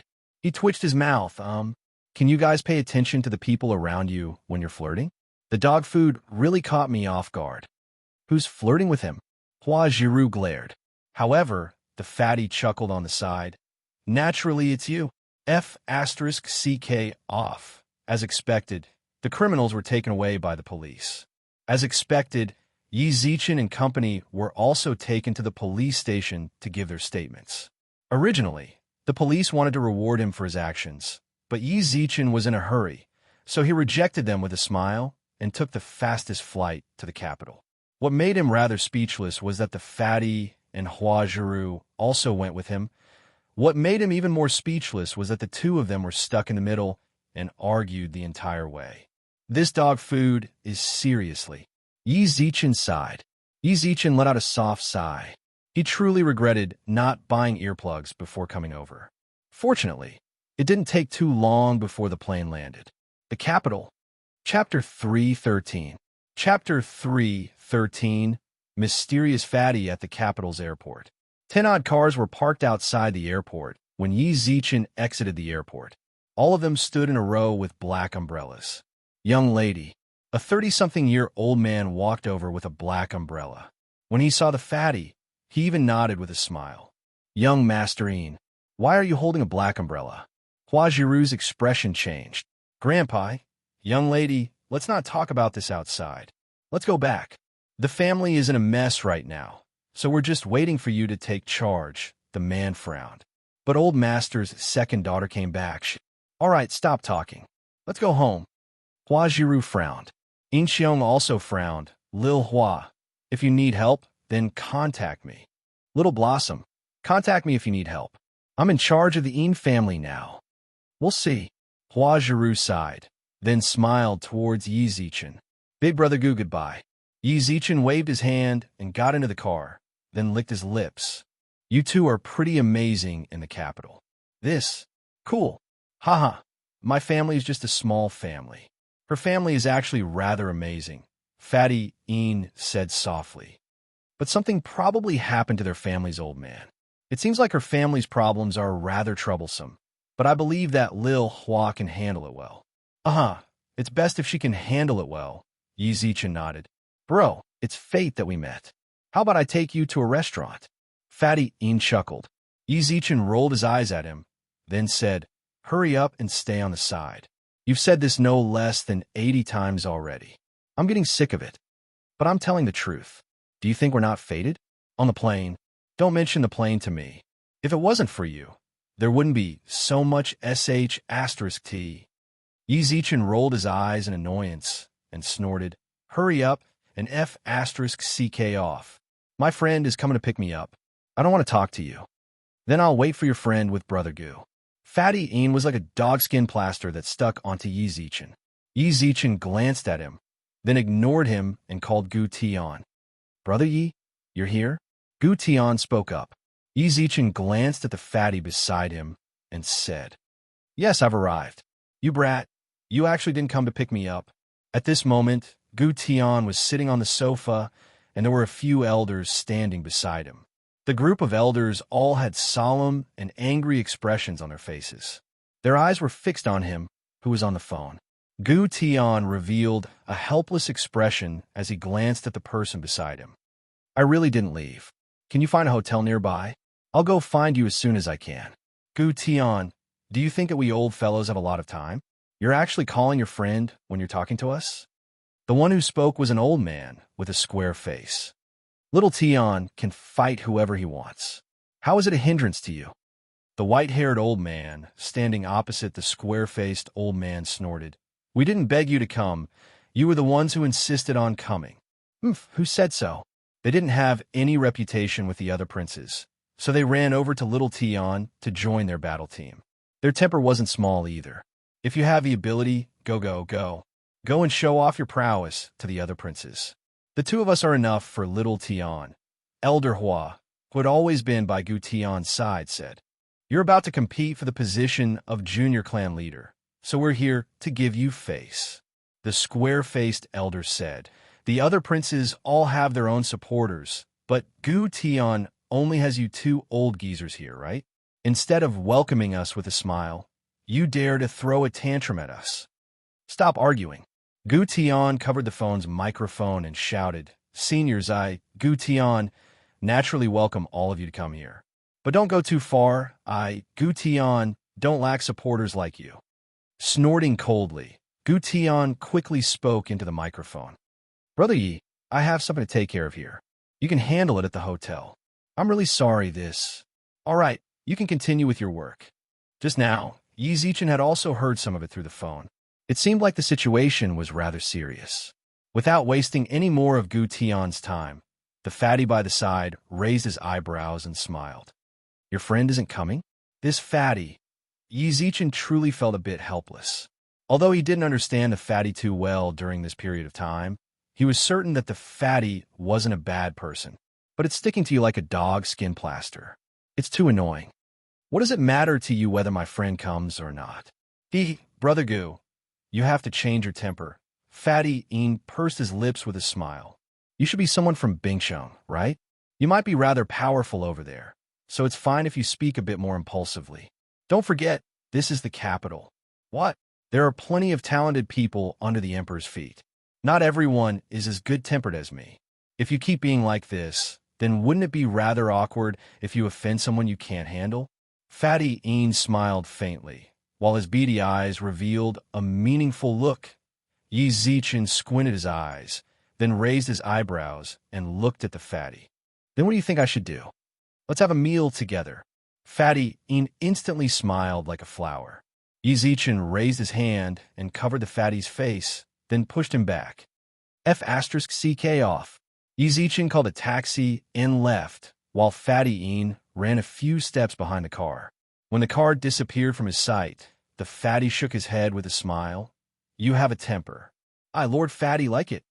Fatty Een hummed a tune, then took out his phone. Protect a person called Yi Zichen for me.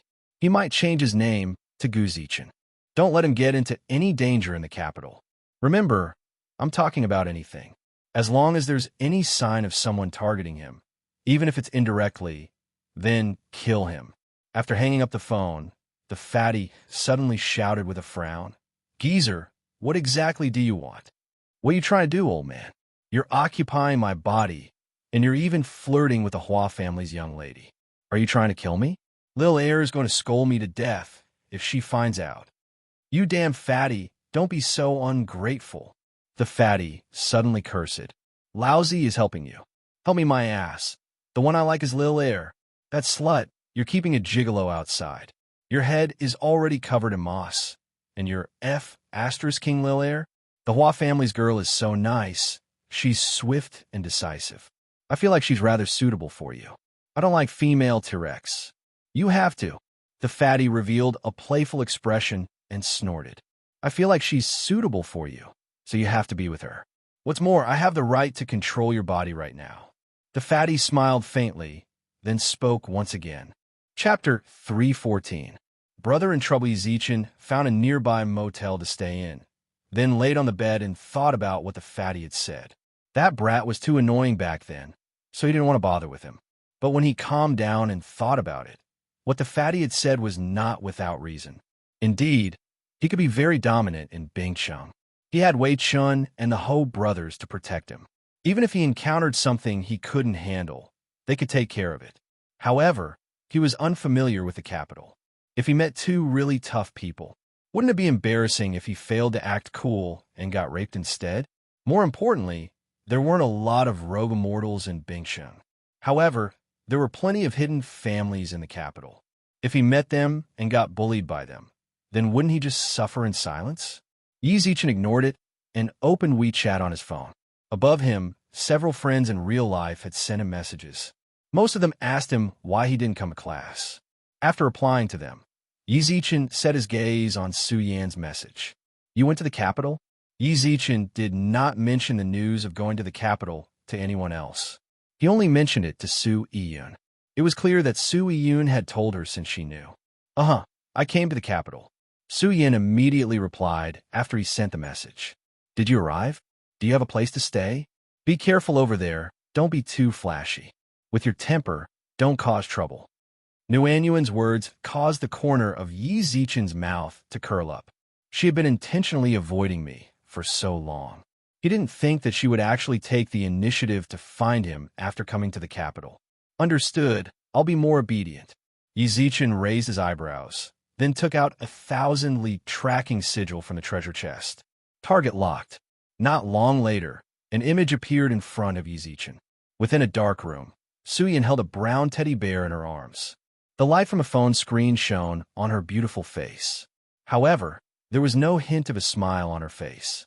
Her eyebrows were knitted together, while her face was filled with worry. Yi Zichen subconsciously wanted to raise his hand to smooth out her frown, but when his hand touched the image, everything was just an illusion. "That's good." On the screen, Su Yin had a gratified look on her face. She tapped on her phone and sent a message. Take good care of yourself in Bingcheng. Tell me if there's anything bothering you." Yi Zichen replied in a testing manner. "I'm fine. There's nothing bothering me." After sending the message, Su Yin stretched lazily and said, "All right, it's getting late. I'm going to rest. You sleep early over there too. Don't stay up too late." "All right." In the video, Su Yin placed her phone on the bedside table and laid down on the bed with a bitter smile. Yi Zichen frowned as he looked at her. She was definitely in a bad mood at the moment, but why did she deliberately hide it from him? Could it be that she had some trouble that she didn't want to tell him? Yi Zichen squinted his eyes, then exited social media and dialed Wei Chen's number. "Boss Yi, did you land safely?" Wei Chen smiled brightly. Yi Zichen replied, then raised his eyebrows when he saw the worry on Su Yan's face. "I landed safely." "Oh yeah. Help me check if Su Yin is in some sort of trouble. If she is, then help me deal with it." "Su Yin? All right, no problem." After Yi Zichen told Wei Chun everything, he laid down on the bed and slowly closed his eyes as he looked at Su Yan's back. Morning, pure white light shone through the window onto Yi Zichen's face. He crawled up from the bed in a daze. After a simple wash, Yi Zichen went to the bathroom. After a simple wash, Yi Zichen picked up his phone from the bedside table. Ding dong. His phone suddenly rang. Yi Zichen opened his social media and saw that someone had sent him a friend request.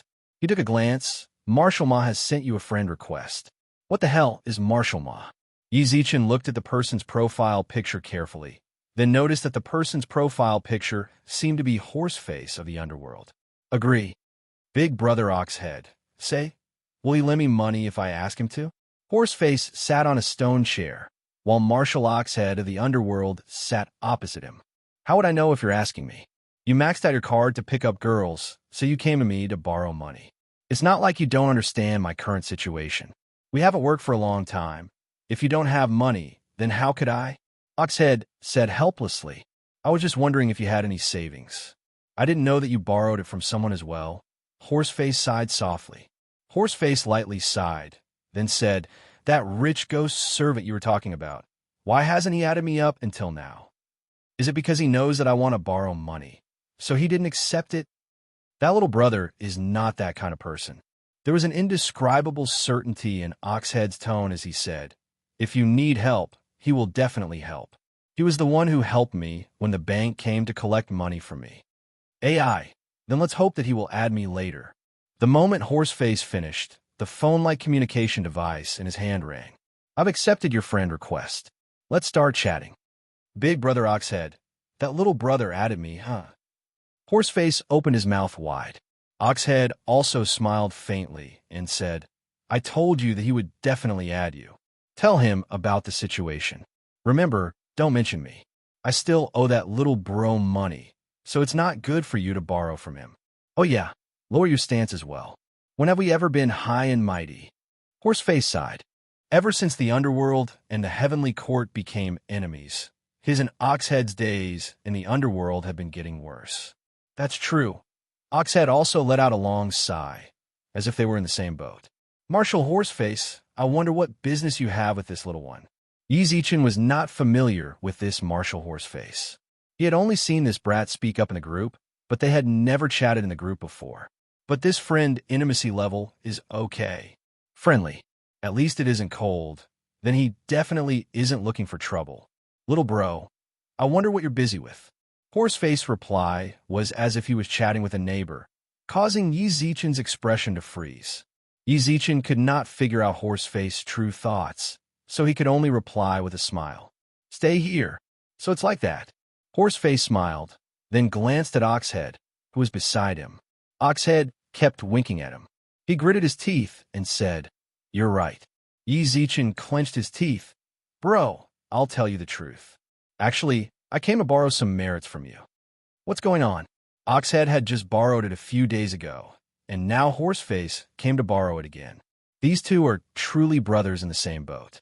But since I have no use for these merits, then I'll lend them to them if they want.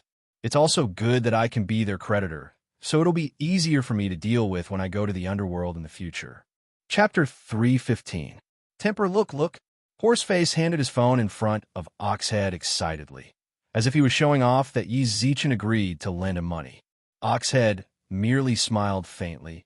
I said that this little bro will lend you money. Horseface nodded like a chick pecking at grains, then laughed. Horseface nodded his head like a chick pecking rice as he laughed. All right, hurry up and chat with him. Lending money is the way of the king. Oxhead patted Horseface's shoulder. Horseface nodded, then replied nervously with his phone in hand. Little bro, how much can you lend me? Little brother, how much can you lend me? Just tell me how much you need. I'll naturally lend it to you if I have it, replied Yi Zichen. Just tell me how much you need. I will naturally lend it to you if I have it, Yi Zichen replied. Ding dong.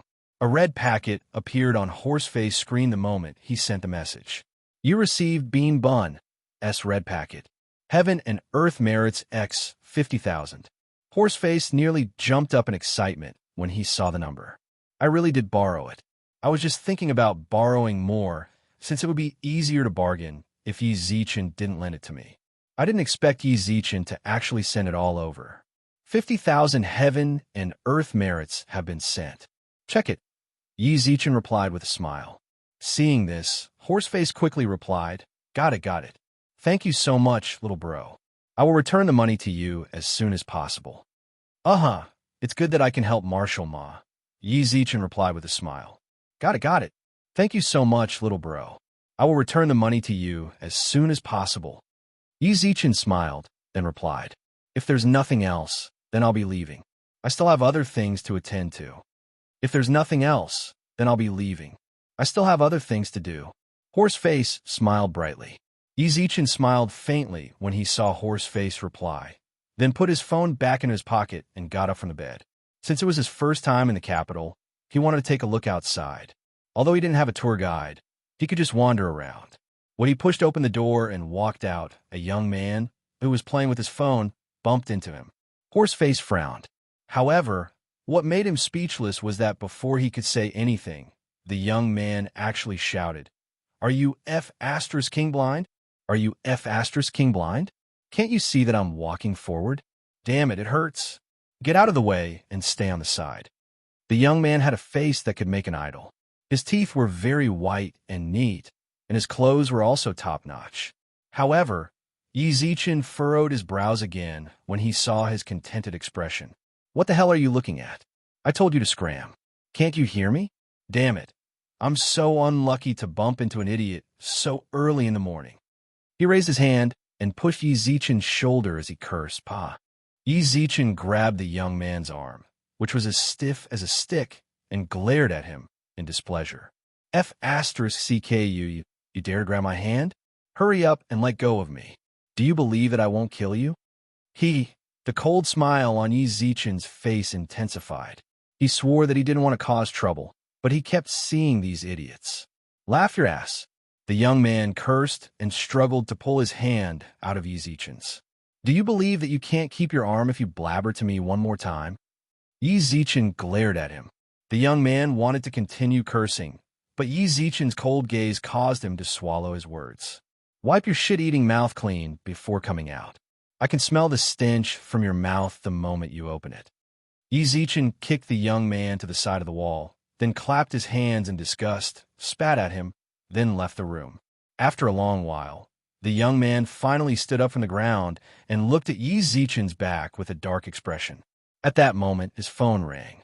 When he saw that it was his baby's number, a cold smile surfaced on his face. Then, he put the phone beside his ear and said with a wronged expression, Baby, I got bullied. Darling, I've been bullied. As expected of Huaxia's Economic Development Center.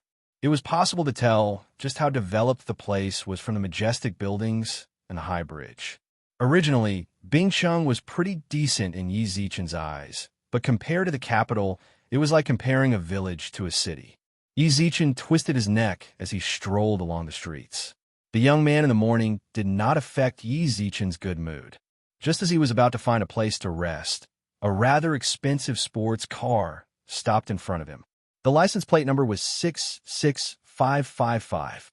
It was obvious that it wasn't a normal person. Not long after, a beautiful woman in beautiful clothes with heavy makeup on her face walked out of the car in high heels.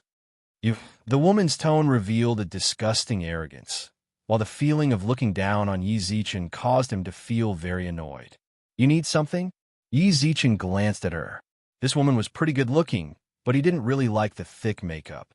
Also, the way she spoke made it seem like she was a queen, and everyone else was a grandson in her eyes. Of course I have business with you. At that moment, the car door opened once again. Yi Zichen raised his eyebrows, while his expression instantly darkened. The person who got out of the car was none other than a young man who spouted shit in the morning.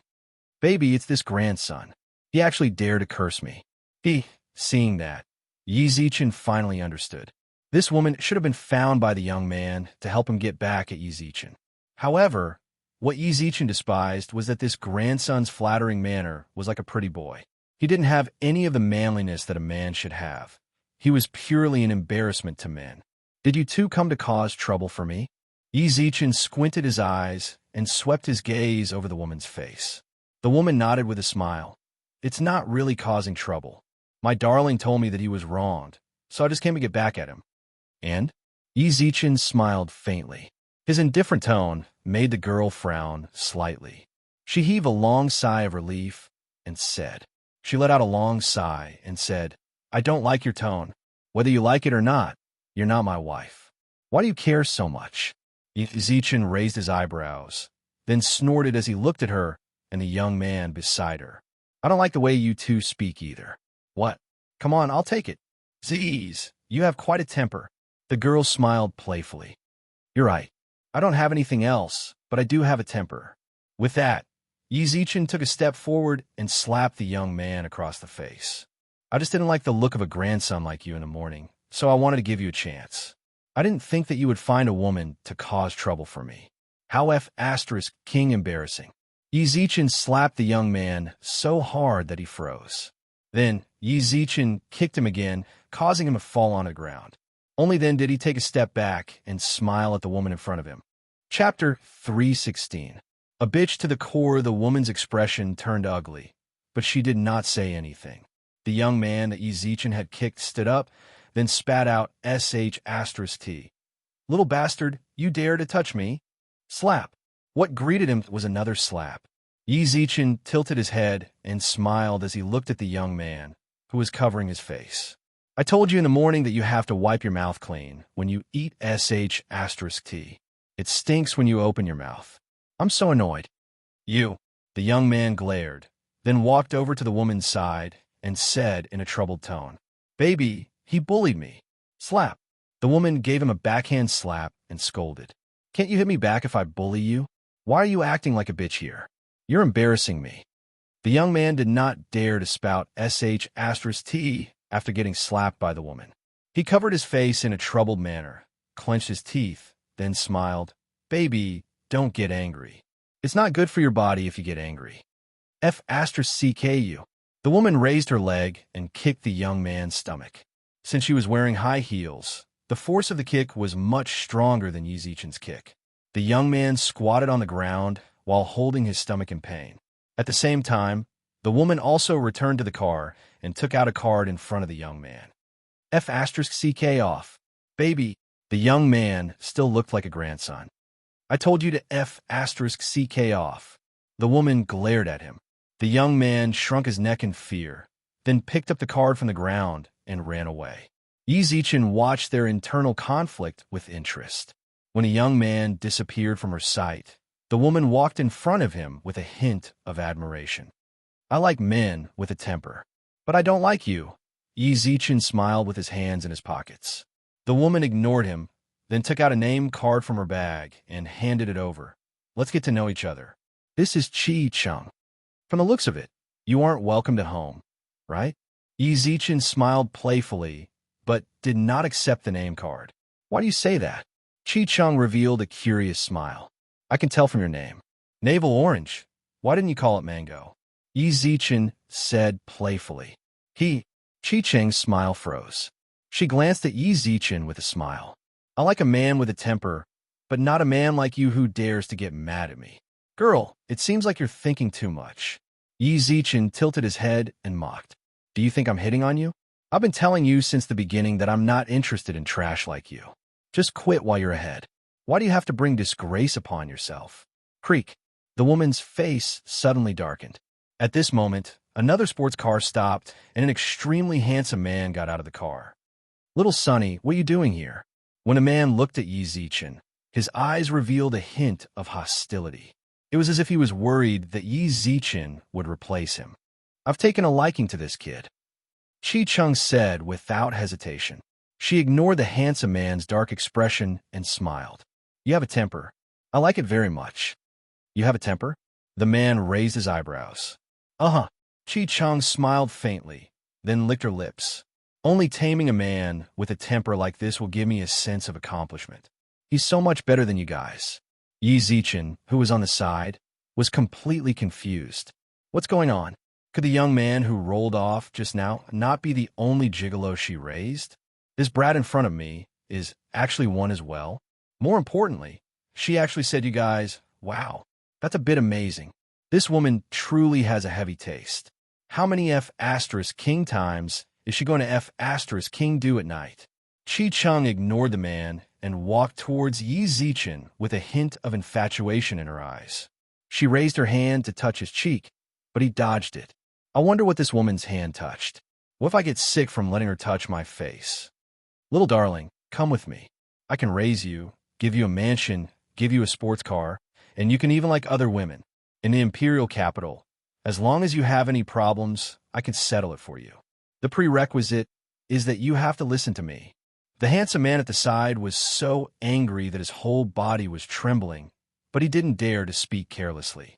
He knew very well that in Qi Cheng's eyes, he was merely a dog that was being toyed with. Oh, right. Seeing that Yi Zichen did not reply, Qi Cheng glanced at the man beside her. As long as you follow me, I can make all of them scram. What do you think? I've made a big concession. As long as you nod your head, the mansion, the nice cars, and the beautiful women will all be yours. The saying a pheasant can turn into a phoenix is exactly right now. Qi Cheng's pink tongue kept licking her lips as she said, My tongue is also very good, and my technique is very good. If you want, we could go to the hotel and experience it right now. This woman was really shameless. What kind of family environment could raise a monster like her? Yi Zichen's face was filled with speechlessness, while Qi Cheng also looked at him with anticipation. He scram. Yi Zichen swore at the woman, then rolled his eyes and continued on his way. Hearing that, Qi Cheng's expression darkened. She squinted her eyes and blocked Yi Zichen's path with a smile. There has never been a man that I, Qi Cheng, have refused to marry. Just now, you hit my man in front of me. I'm already giving you face by not making trouble for you. Don't push your luck and challenge my bottom line. I'll return those words to you. A cold light flashed in Yi Zichen's eyes. You slut, even Lousy feels disgusted talking to you. You're the first one who dares to speak to me like this after hearing that I'm Qi Cheng. If this is your way of getting close to me, then you have succeeded. You have already aroused my interest. You have also heard my promise, just now. That is my sincerity. Let me remind you, don't go overboard. Qi Cheng's face was filled with a gentle smile. It was as if she had a split personality. She was gentle one moment and cold the next. Are you crazy? Are you going to scram or not? If you're not going to scram, I'm going to scram. Yi Zichen took a step to the side, but before he could take 2 steps, a group of bodyguards dressed in black appeared and surrounded him. There are only 2 paths in front of you. Either you follow me or you become my dog. Or let's talk about how you cursed me just now and how you made me lose face. Qi Cheng walked over with a smile. The young man behind her also smiled. The more this brat doesn't know how to appreciate favors, the less his position will be threatened. At that moment, he even looked forward to Yi Zichen fighting with the bodyguards. Only then would he be truly safe. You truly cross my bottom line. Yi Zichen glanced at the surrounding bodyguards. You dare to be so cocky, right, under the emperor's nose? Do you really think that there is no law? In the capital, my Qi Cheng's words are the law. Qi Cheng smiled, then brushed the corner of her mouth with her finger.